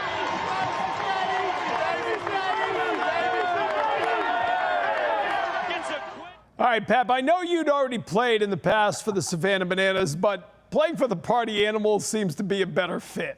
Kind of the man and the team, perfectly fit for each other. Yeah, you know, the Savannah Bananas are great, but, you know, deep down, I'm a known party starter. So I gotta give my Party Animals the props. I fit more with the Party Animals, especially at Duty Noble Field where my college days started. You know, and by the way, Jared, I must say, the guy that I got out, okay, just got released from Double-A with the Marlins. So there's no joke here, right? I had to lull him to sleep a little bit, 2-seamer. Then boom, came with the 94 Heat. That's what I was going to ask you next was how is it coming out? Because I know when you came in to face hitters last summer, you were talking, I definitely need TJ. And then you go back out there at Mississippi State and you're starting to get outs with dudes that were just in Double-A. Double-A is a very competitive level, Pap. So, I mean, props to you for being able to go out there. Yeah. I tell you what, Jay. Hey, look, it was not easy because I blew out the ligament, the old UCL. But, you know, my fastball was out there, man. It was coming out hot, you know. It was popping. It was popping like hot grease, Carrabis. I can attest to that. What did they have you at? What was your fastball? 88 to 92. See? I threw 3 pitches, 88, 89, 92. Sarah McKenna was there too? Yeah, she was there. Yeah. How about that? On the gun. How do they do it? Don't leave home without Nah, it. but it was a good time, man. Jesse Cole and the Savannah, the whole banana ball is blowing up now. And I'll be honest with you, TC, and I've said this before, man. After I got done playing, I didn't want anything to do with baseball. In fact, Nesson was calling me, hey, Mike Berry, you want to come? And I was like, nah, I'm good right now. And I went and played Savannah banana ball, and it just rejuvenated my love for baseball somehow, some way. I don't know. And it's fun to do, man. We had a great time. It's a blast. I mean, if you haven't seen it, get out there and see it. And he's up to 4 teams now, right? You got the Tailgaters, along with the Firefighters and the Party Animals. And he's going to grow. He said, we're going to get to a point where we have a legitimate league of banana ball. Yeah. And we'll have standings, and they'll play each other, and we'll play for a championship. Mitch Moreland. And that's the thing, TC, is they actually play like to win. Right. Yeah, year 1, when there were only 2 teams, the Savannah Bananas with a draw, they had a losing record.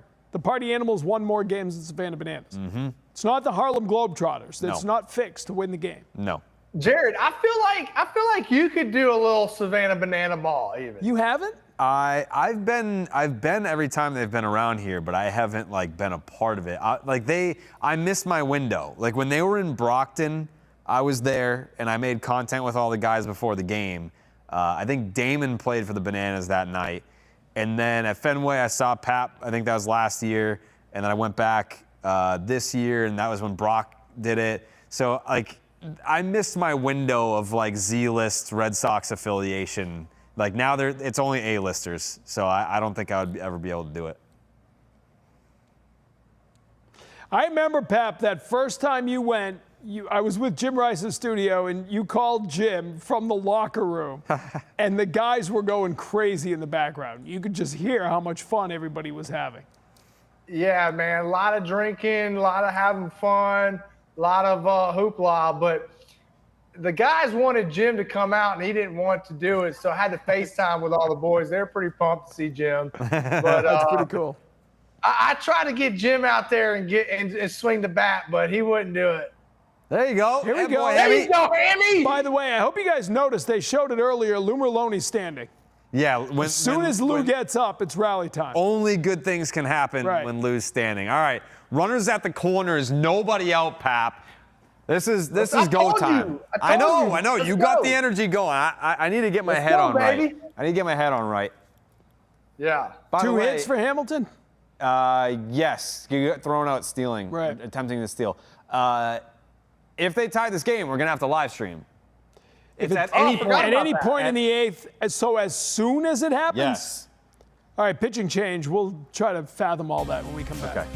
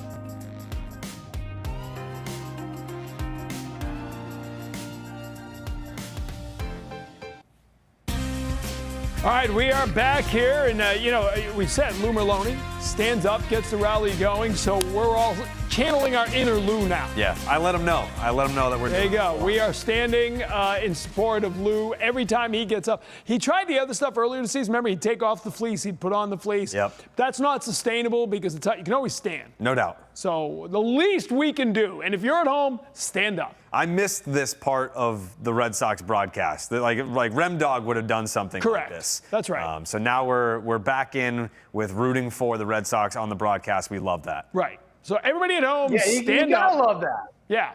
Yeah, we're not supposed to be impartial. No.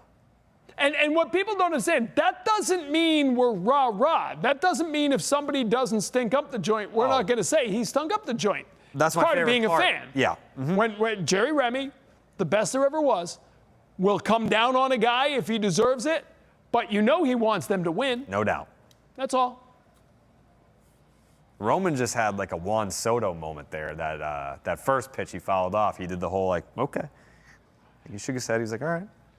My favorite is after he had that 4-walk, 1 home run game in Houston, the guys were saying, that's like Soto. They were calling him John Soto. John Soto. I love it. Juan Soto and John Soto. I love it. I'll tell you what, JC, I need more than one right here in this inning. I need 2 runs right Agreed. here. Got a Corners. rally to get 2 right here. I need a stolen base. Oh, he's put up a good at-bat, though. He's fighting. I like it. I need a stolen base by Hammy and a gapper by Anthony. Let's go. By the way, Roman's been one of the best hitters in the league against left-handed pitching over the last couple months here, too. Like, I know that when he first came up, it's let's not let him see lefties. Right. Let's not let Cello see lefties. But Roman can hit lefties.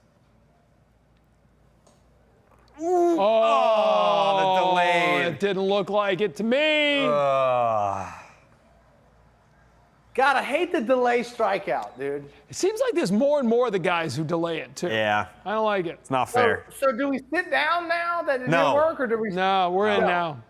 We're Yeah, committed. we're in like Flint. See Okay. now Roman is falling into Tristan Casas territory where it's Well, like don't say that. no, hear me out. Like, because Casas, he'll get pitches like that called on him that just simply they're like an inch or a half an inch below the zone, and they Right. shouldn't. Like with ABS, they're not strikes, but until ABS gets here. Right. But I think at this point now, I'm not even saying like Roman should be swinging at that, because if we got ABS next year, like don't get into a bad habit. Just tap your helmet next year. Right. That's a ball. Don't do it now. They throw you out if you tap your helmet. Yeah, they do.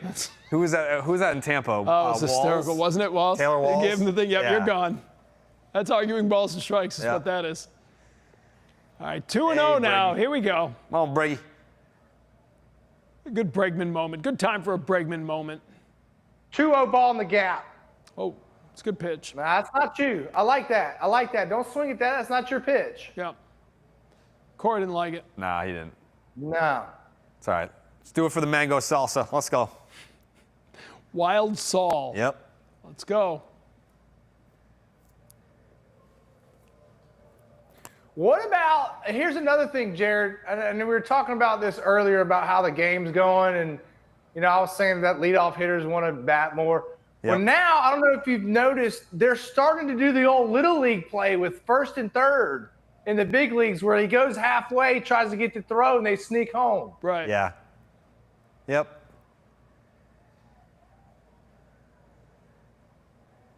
Tell you what, I like this matchup, though. Oh, this Slayton. Oh.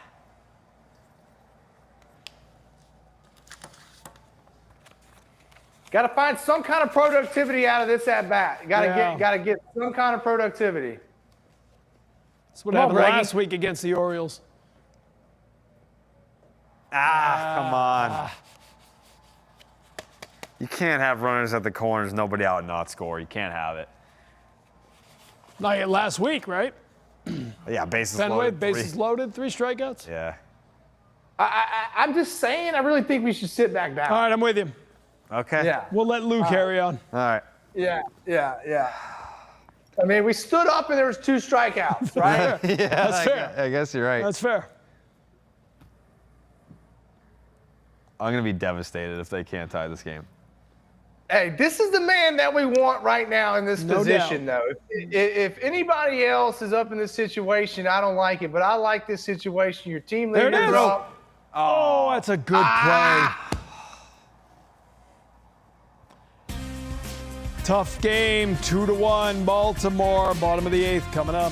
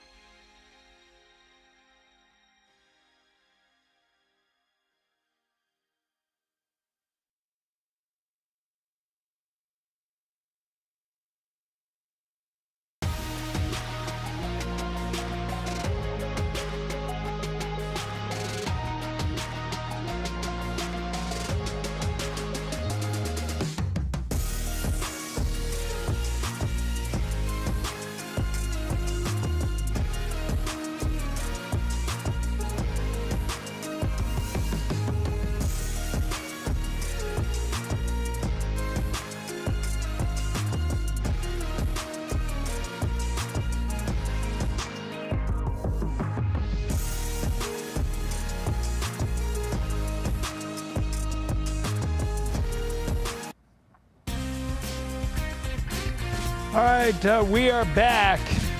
The Red Sox are down 2-1. That's a frustrating inning. Very frustrating inning, and it's just very reminiscent of the 3 straight, what was it, the 8th, 9th, and 10th? Yeah.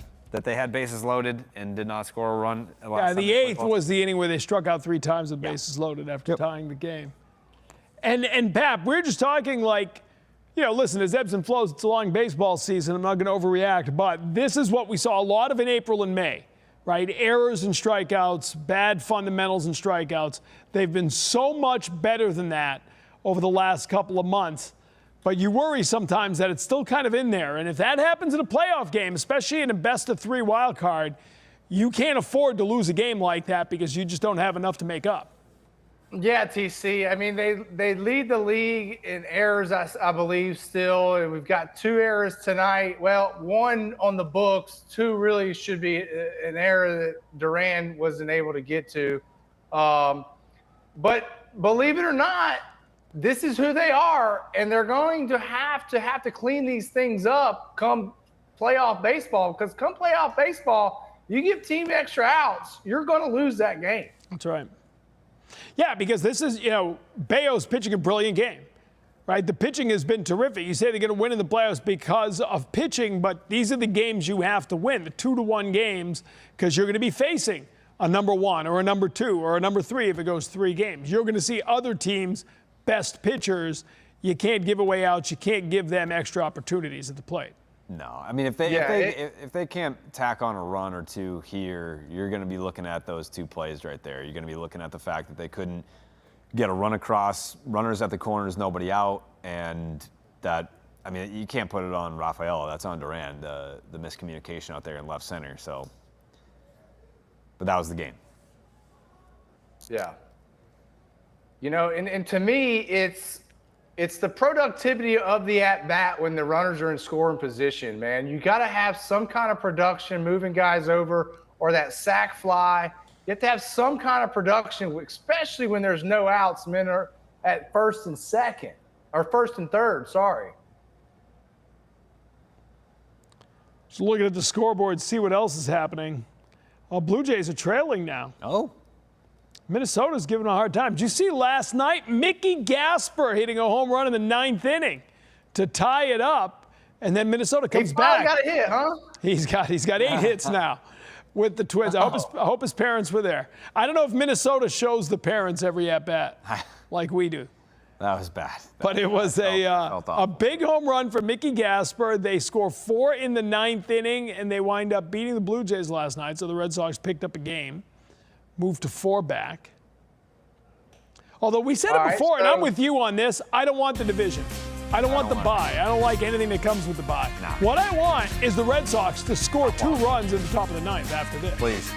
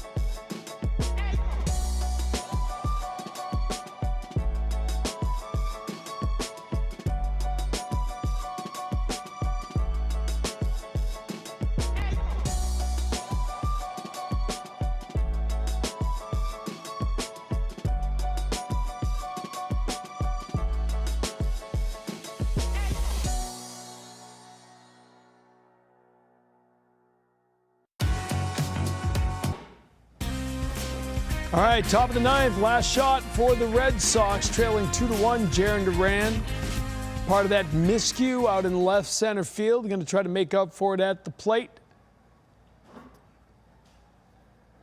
I'm telling you what, TC, I got a feeling Romy Gonzalez is going to come off the bench and blow this thing open for us. I like the way you're thinking. He's looked so overmatched against lefties. Yeah, yeah. By the way, Yankees already won today. Mariners already won today. So if you can't come back here, you're going to fall back behind the Yankees again by a half game. Battle for the top wild card spot. There you go. All right. We got a guy on. Is Lou standing up? Is that why? I don't know. If he's we're up, not. If he's we tried up, we're that. down. We're done. That's a huge, huge mistake by Aiken, their pitcher there. You got him 0-2. He couldn't even sniff the ball in up on his hands. I would have went right back in on up his hands, except he goes away, and Jared Durant shoots the 6-hole. Beautiful at bat right there. Say Don, let's Here's go, your boy, baby. Pap. Here's your boy. Future MVP, Cedon Rafaela. It's time to man up, Say Don. Let's go, baby.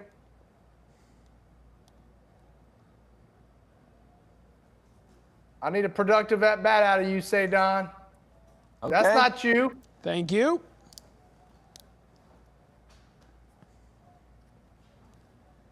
This feels like a spot for Low Vaughn. I think Lovon's on deck as a deke. He as a deep. Ooh, right down the middle there. By the way, as for the standings, we were talking about it before. I'm with you. I don't really want them to win the division. I do want them to get the top wild card so you can be home at Fenway Park. Though I don't mind if you go to New York, you'll be fine. Say Don. Did he get it? Say Don. Did he get it? Shit on! Say Don. 2-run home run in the 9th, and the Sox take the lead. Ice in the veins, Pap. Ice in the veins. That's my boy, Say Ice Don. in the You gotta wrist. come up with something, baby. His wrist is fine. His wrist is fine. Oh. How about Jarren Duran and Cedar Rafaela, who have the trouble in the outfield combined to give the Red Sox Sorry, the Brian lead. Bale. We made up for it, though. That's unbelievable. How about that? And they're not done yet. Although that's wow. Travis, Aroldis Chapman, start warming up, kid. Let's go, the big fella. Get him up. Hey, do that. I'm just telling y'all, it's only a matter of time before Cedar gets back to doing Cedar type things, okay? You can't hold this man down for too long. That's unbelievable. It's a future MVP right there, right? I mean, TC, damn right. 30 years doing this. Have you ever seen a bad team do something like that? Have you ever seen a team that wasn't destined for some sort of greatness in October have a moment like that? What did I say at the beginning of all this? Hey, this road trip is when you will stop thinking of the Red Sox as contenders and start thinking of them as favorites. It's all changed. I can't believe that happened. I'll be honest with you, TC. I am. Jim Rice is speechless. Pap, were you right? He did not. He did not. Oh, that would have gone over, though. Yeah. Oh, yeah. That would have gone over. Oh, yeah. They're teeing it up. Jeez. Wow. It's a long out. You know, here's something else too, TC and JC, that you look at with teams when it comes playoff time, right? Are these teams that have enough grit to climb back late in ball games? And the answer is yes. The Red Sox have that grit about them where I don't care. The game's not over to the last out. And they've shown that the last month of the season here. No doubt about it. And then you got this guy on the back end of it. The other thing, too, that I wanted to note about this series, a lot of people, they're a last-place team. The Baltimore Orioles, since the end of May, they came into this series with the same winning percentage as the Cubs and the Tigers. Yeah, and 10 over 500 in that stretch. Yes. Those two teams have their tickets punched for October. So it's a good team that had a lot of injuries and had a bad 2 months to start the season. Awful start to the season. I think it was 19 Never and 36 or something like that. But they've been one of the best teams in baseball since then.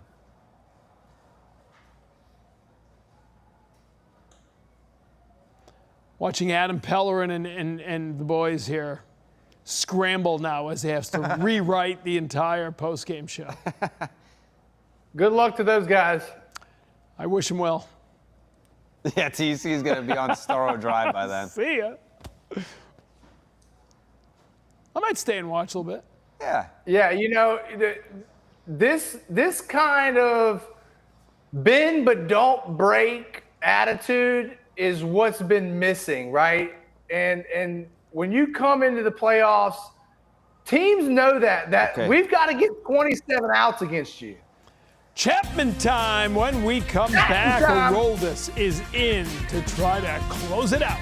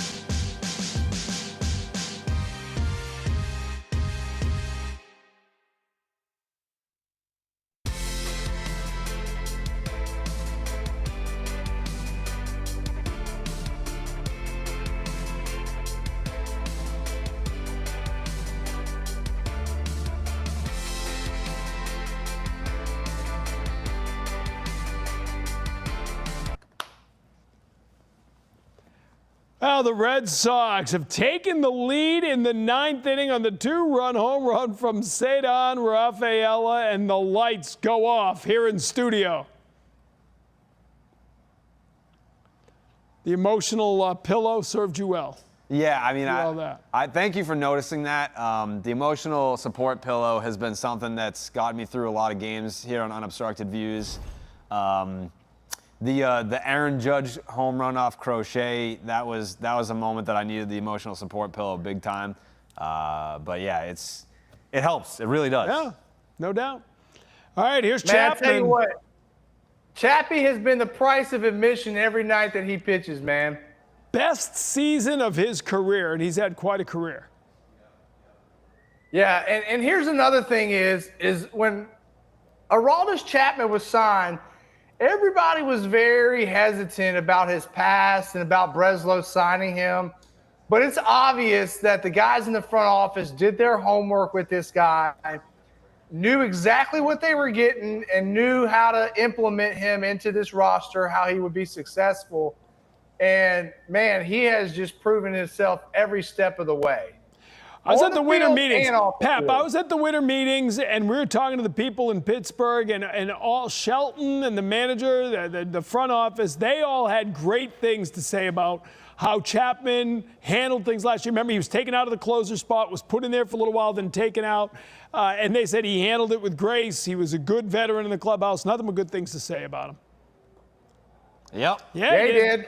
I feel like I can't even run over his numbers. I can't. Like the last 13 appearances, I'm just gonna, yeah, maybe. The number I keep going back to, they're really good. And Pap, this is more than anything, is his walk percentage last year was in the 14% range. It's like below 7 this year. Yeah. He's literally cut his walk percentage in half, and that's been all the difference. Yeah, it's been all the difference, especially from a closer's role and a closer's standpoint. Strike one is very important, and throwing strikes are very important. You can't walk guys in the closer role. But to me, on top of that, TC, I think he's like increased his first strike percentage by like 30%. So he's obviously made some huge mechanical adjustments for him to start throwing strikes more. And he's putting together a season that is uncomparable to most closers in today's age. You know what's most interesting about his run of dominance recently? The strikeout numbers are not through the roof. They're modest. Right. Like, it's been about like a strikeout per inning. That 13 appearance stretch where it's no hits and obviously no runs. He's walked 4 guys, to your point, Pap. But yeah, I mean, it's about a strikeout per inning. He's going out there, he's throwing in strikes, and he's pitching to contact when he has to, and he's generating weak contacts. Like, there's no loud outs. But again, right, think about that. Even if you don't dramatically increase your strikeout rate, if you're cutting your walk rate in half and keeping the same number of strikeouts, how much better are you? Right? Yeah, the other routes are the same. And that's what he's doing. And as a hitter, like, that, like, I got to gear up for this 98, 100 miles an hour. And so what he's doing is he's throwing that slider this year way more effective because his fastball was more effective. So his secondary pitches have become even better. Ooh. Wow. Ooh. And then Tell you what, this is a pretty good at-bat for Basayo. That's a young guy. He just took 2 really good pitches.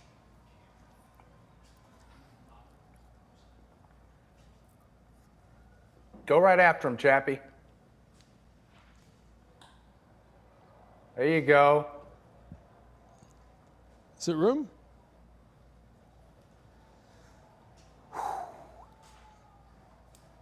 See, in banana ball, TC, that would have been an out because he caught it. Yeah, Brock Holt lined out. Yeah, he did. The first celebrity former major leaguer to have a fan catch his foul ball. Mm-hmm. Hang with him. Smell you sit later. down. I take it back about a great at-bat. I don't know what he was looking for there. Not that. There we go. She's pumped. Let's go. Sox fans are happy in Baltimore.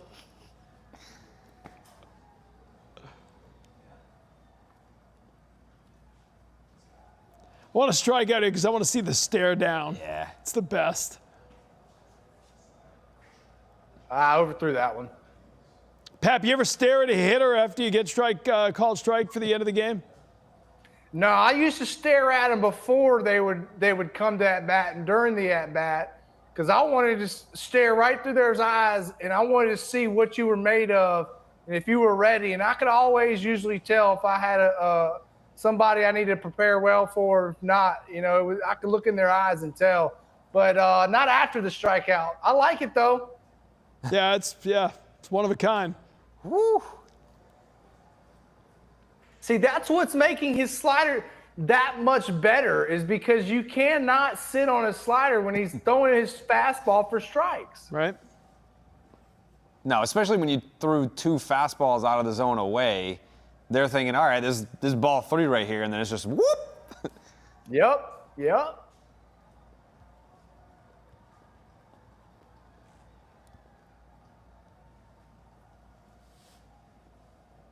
Ground ball to second baseman. Let's go.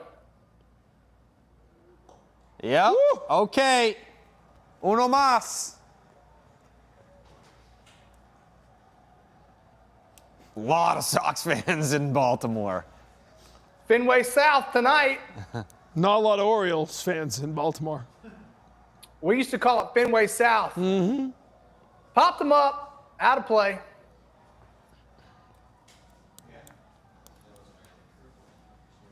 It is August 27th, and I have like 45% like playoff jitters. Right. I need this win bad, knowing who won tonight. I need it bad. Blue Jays down by 3, by the way. Woo.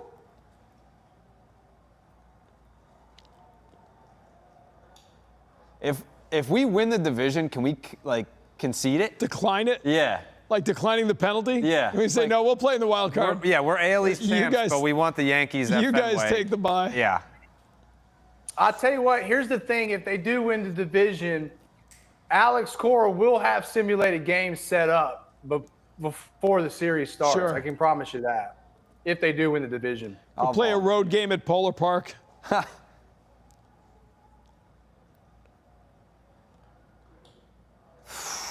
Come on. It's fighting. Putting up a good at bat. What do you go here, Pat? He was on the heater. I'd like to see him throw that split finger and ground ball to the second baseman right here.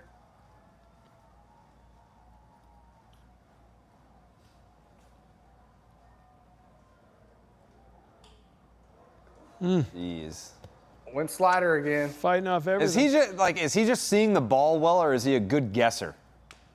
No, well, sometimes, Jared, if a guy's sitting fastball and you throw a slider over the heart of the plate, sometimes it speeds their bat up for them. Yeah.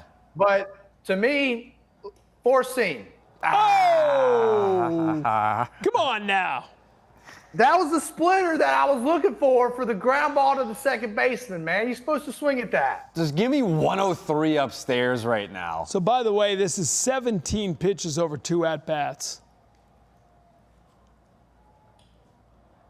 And you got a day game tomorrow, so you are not going to have Chapman available tomorrow. No. How many pitches is this? Crochet day, you don't need it. Why This would is Chapman 10 not now. be available for tomorrow's day game? 22 pitches now? But he didn't pitch yesterday, did he? No, he got up twice, though. Did he? Yeah. Could be wrong. Come on! My goodness. What's this? Is it going to be a 12th pitch? 12th pitch of the at-bat coming. Stay down.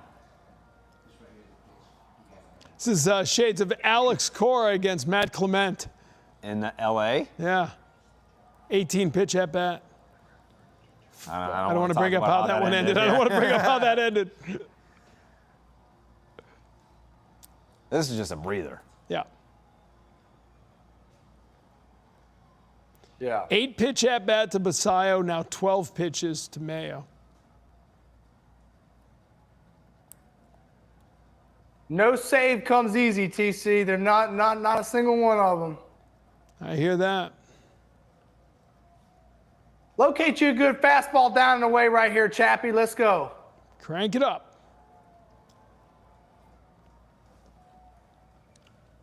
Let's Go! Dotted! Froze them. And there's the stare. Love that. That is a big league win. Come from behind win. 2 runs in the 9th inning. And the Red Sox. So no matter what happens tomorrow, you're going to do a podcast saying they swept a 3-game series. Correct. Yeah, Right, this is a sweep. I've heard you did that in New York. I saw that. So, because let's face it, getaway days. But we got crochet. It's a getaway crochet day, not a getaway day. Yeah, we love that. That's a big difference. This is just a big league win right here, TC. You talk about Pap's guy, Say Don, 2-run bomb. To TC's point earlier, it's the 2 guys that messed up that would have cost them the game if they didn't come through in the 9th inning. But Rafaela, Duran setting the table for him. Huge win. Red Sox are 3.5 games out of first, and the Blue Jays are losing 8-5. Yeah, these are the types of wins that you want to see out of your ball club late in the season. Comeback win. Gotta love it.